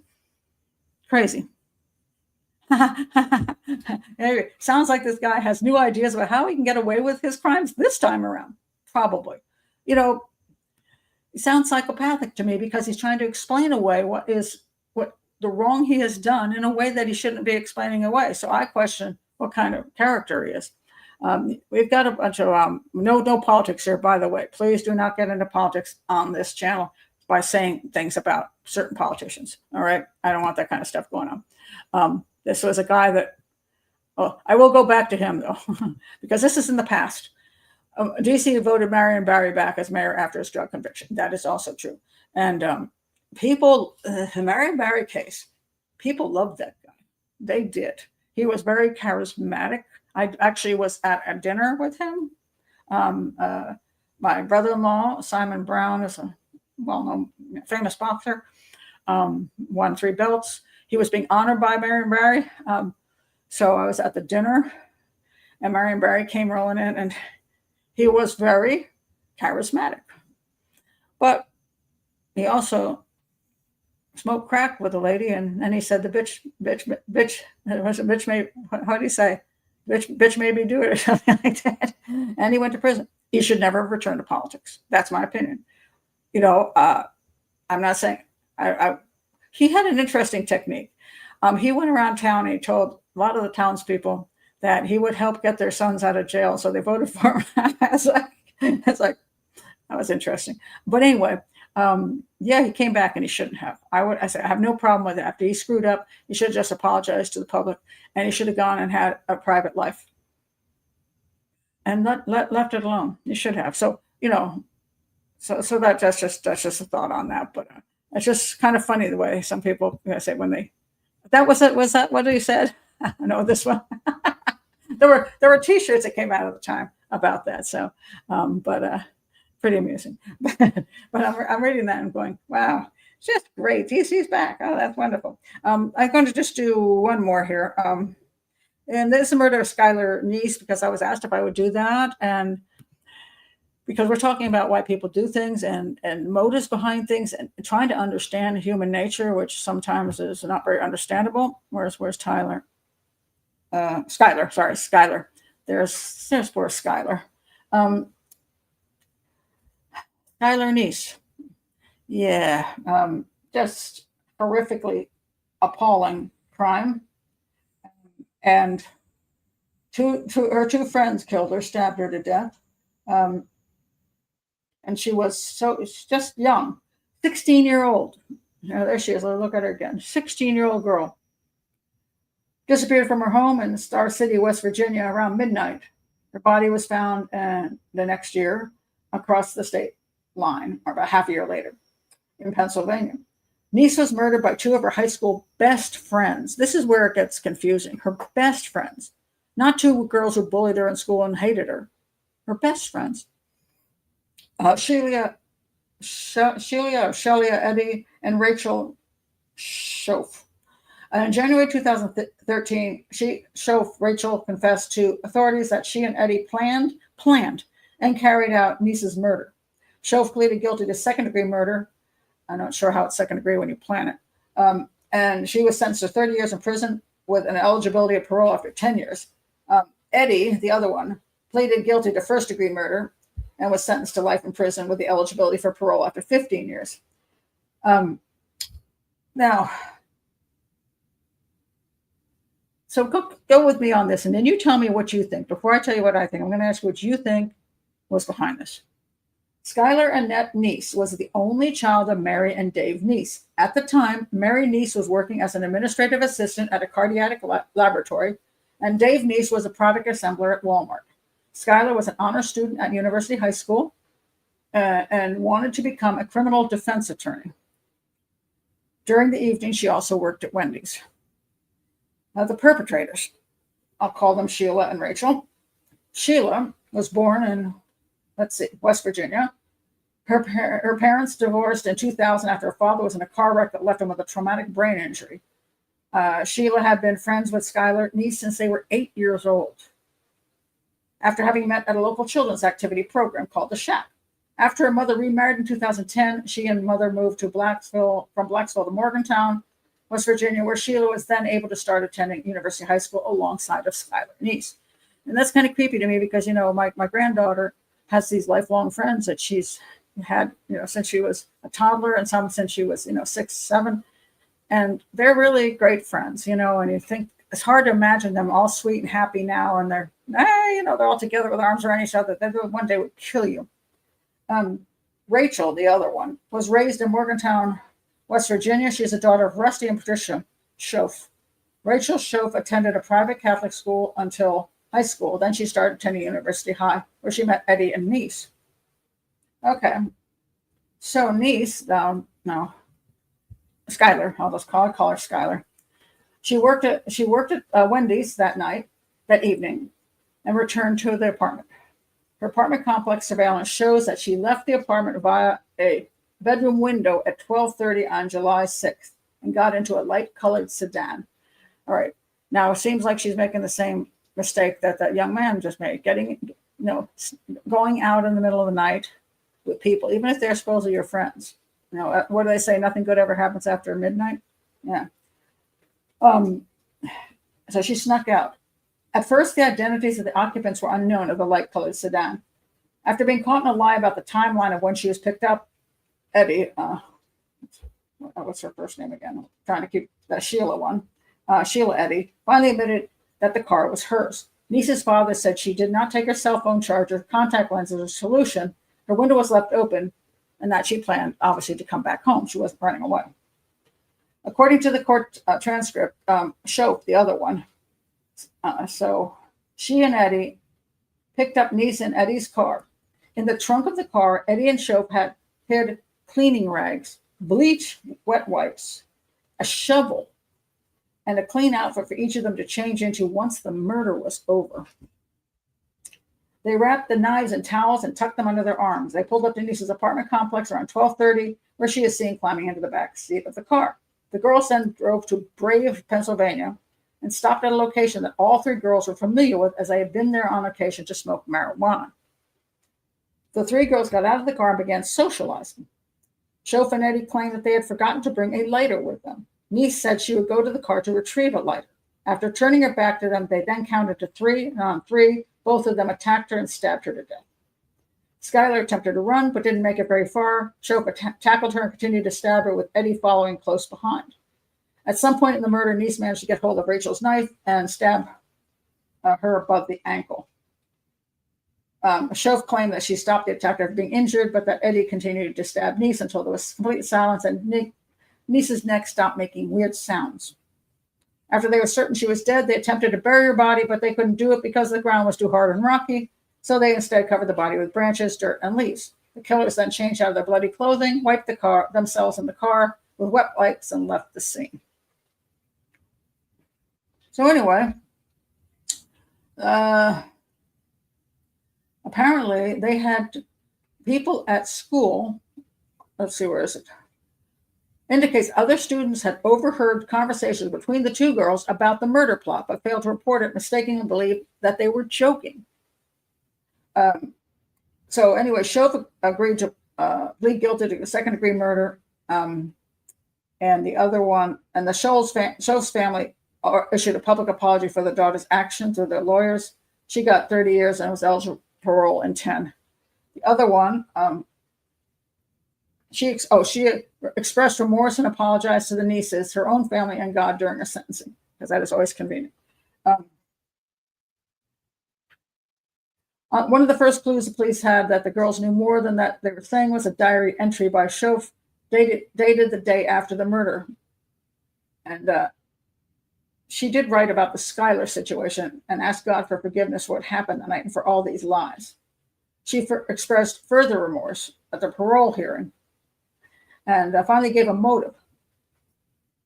Here's the motive. Well, I'll give you her version of the motive. That she and Eddie had been in a romantic relationship, and this caused tension between the couple and Neese. The motive, though, has long been speculated, has never been confirmed by either of Neese's killers until then. So they had this sleepover at Shof's house, and all three of them had been drinking alcohol, and that while in their drunken state, Eddie and Shof began to have sex. Neese had to stay in the room, fearing that if she left the room, she would run into the mother of Shof, who was known to be very strict, and did not want this to happen because they'd all been drinking.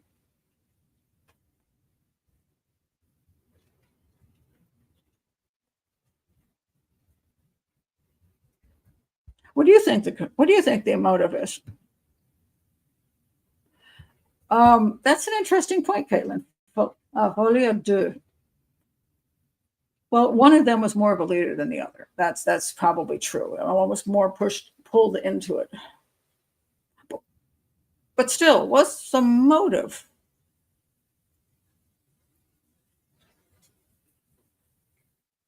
It is definitely premeditated, so that's interesting. It wasn't something done in anger.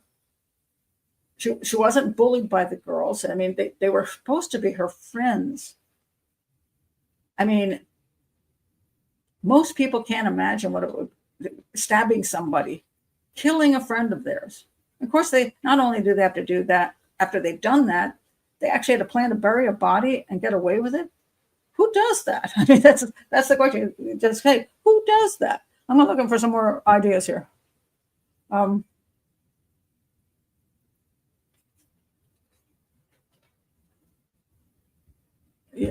let's see if they got when they got out. Eddie originally was held in a facility for juveniles after arrest. As of 2023, she remains in custody. Shof also remains in custody. So they're both still in prison, at least that. Jealousy. That's a good point. And the thing I don't know is what was there to be jealous about? I haven't found enough to prove something. Like sometimes you can be best friends, but your friend, that one friend you two aren't doing so well in life, but that one friend is moving ahead. She's doing great in school, to being an honor student. She's going to go to college, and maybe you think you're going to be working at Wendy's the rest of your life. And so the two of you start, getting together, talking about she thinks she's better than us, blah, blah, blah. And well, she's never going to get to have those dreams. We're going to take care of that. Jealousy is where I would lean toward more than anything else that I can think of. The folie à deux, it could be, again, the two of them revving up the jealousy issue. It's possible. It's a hell of a jealousy thing, man almighty. Can you just, you could just say, we don't want anything to do with you anymore. That's what I thought people used to do. Just break up as friends, and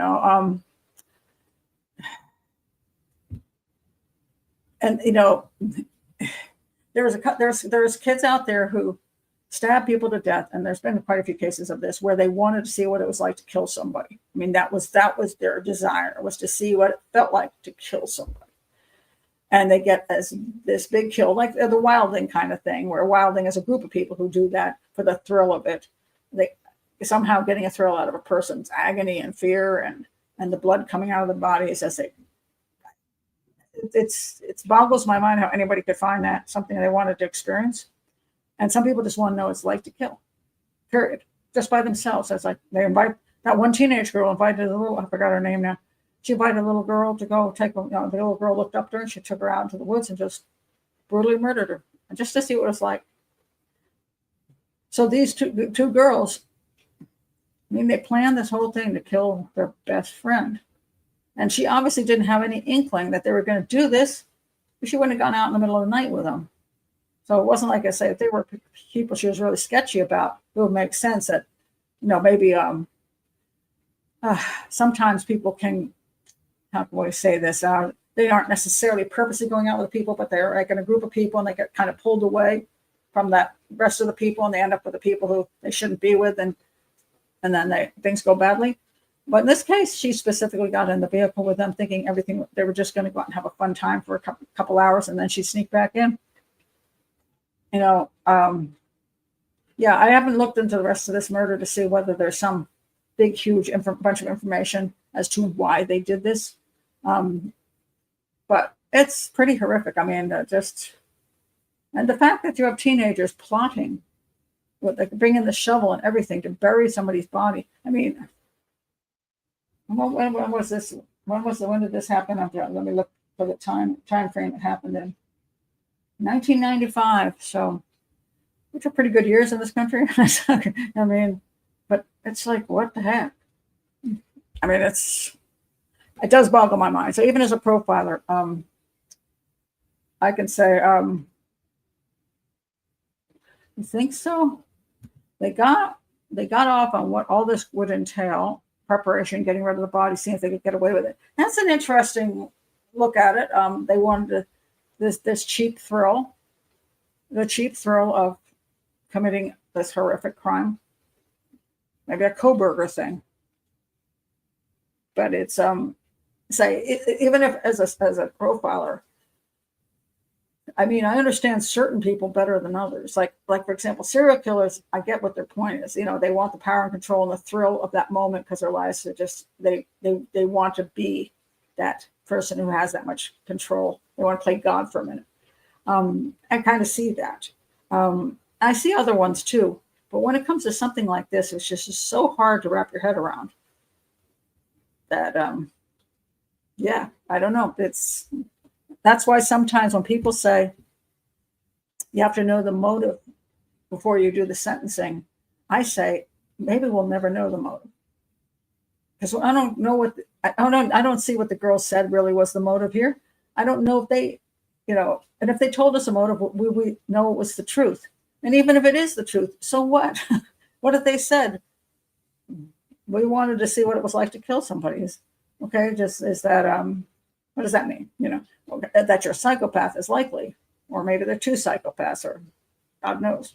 But sometimes motive is very blurry, very vague, and we'll never actually know. So that's why theoretically the law is supposed to basically base on facts. In other words, murder is against the law, period. Don't care why you did it, you murdered somebody. Unless the only time I think motive ever plays a part is if sometimes when you have a situation which you don't run into very much, which is amazing to me, where let's say a man rapes and murders your 6-year-old little girl, and you go and kill them. I get that. But you do have to pay the penalty for it. And your motive may be people might be sympathetic to your motive. Interesting enough, that almost never happens. It's always kind of shocking that never happens. I mean, there's a few occasions. You hear about them every once in a great while. Somebody shows up in court and shoots down the defendant. But it's amazing how many people don't do that. And it's because they're not killers and they don't feel comfortable breaking the law and doing that. In other words, even if they hated that person, it's hard for them to even conceive of killing. But I guess for these little young girls, they're cool. They think it's fun. It is true. The end result is the same. I say on rare occasions, I think the motive, there may be some legitimacy to knowing the motive if it's a very, very sympathetic motive. But for the most part, they're not sympathetic motives.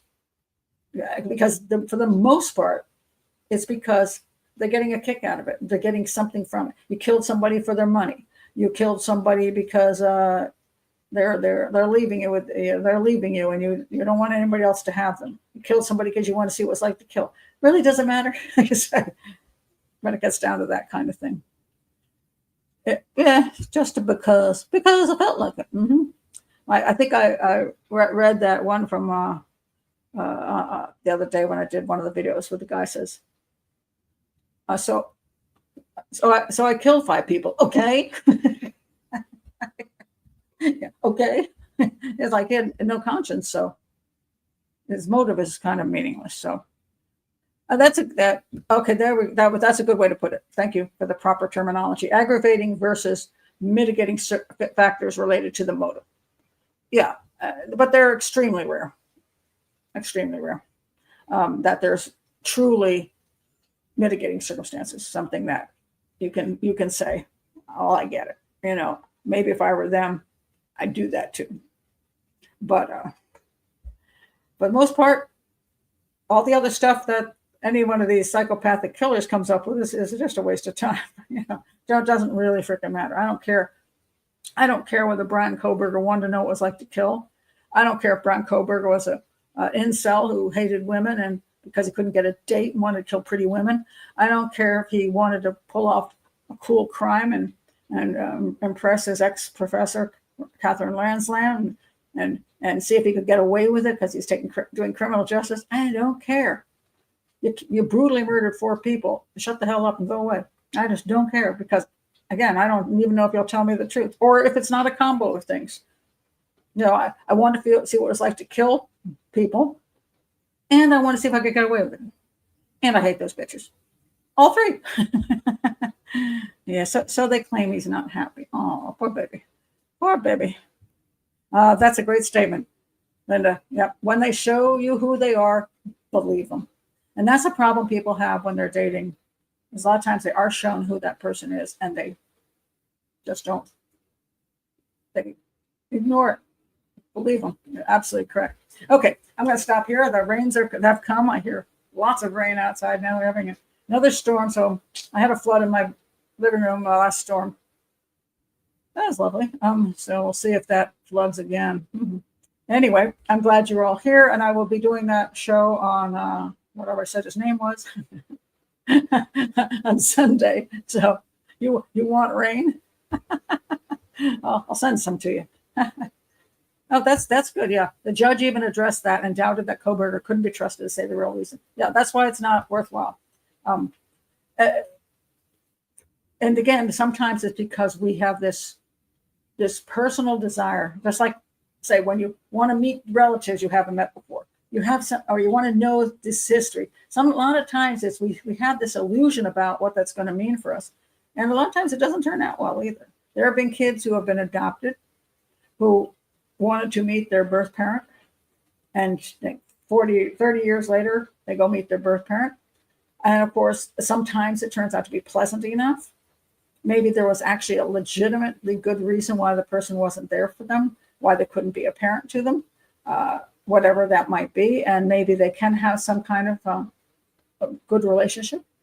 But some people have found out that the reason that they weren't kept by the original parent, the birth parent, is because they weren't the greatest people. And they hook up with them, and then that person starts milking them for money. I mean, that can happen. Actually, there's that true story that just came out in the I might have to do a thing about that, about the chef whose a woman came back and claimed she was his mother, and then she started out like really, oh, my son, I'm so happy to see you again after all this time. And then she's a con artist. The show, I think the documentary is called Con Mom. So you gotta be careful. Sometimes what you wish for is not what you get, and because you're really rolling the dice on a lot of these things. And a lot of times there are circumstances that come with it are the reasons that you're in maybe a better place now. So you gotta be very careful. Anyway, yeah, that can be, not all, but I mean, this, when a child ends up, a person ends up not taking care of their child, it could be a situation where they knew they could not provide any kind of decent home for them, and that they want the child to survive, and that's a kind thing to do. And then there are others who are such a mess that they abandon the child, essentially, do drugs, prostitution, put the child in horrible circumstances, and eventually foster care swoops in and takes them away, and maybe they will get their life together at some point, but on the other hand, maybe they won't. But sometimes you're looking for answers from people who, maybe the person that you're trying to get answers from is a screw up. Maybe they don't know the answers either. Same thing. So just you gotta be careful what road you go down. And sometimes you can be in a pretty good place and you get in a car with 3 cousins and don't survive it. It's really sad. I feel sorry for the kid. I'm kind of curious to see what more comes out of that, because I really don't know exactly what happened to him. It's pretty awful. We'll have to see what the toxicology report says. So anyway, thank you guys for being here. I'm going to go make myself a little dinner now, and I will see some of you on Sunday. Bye.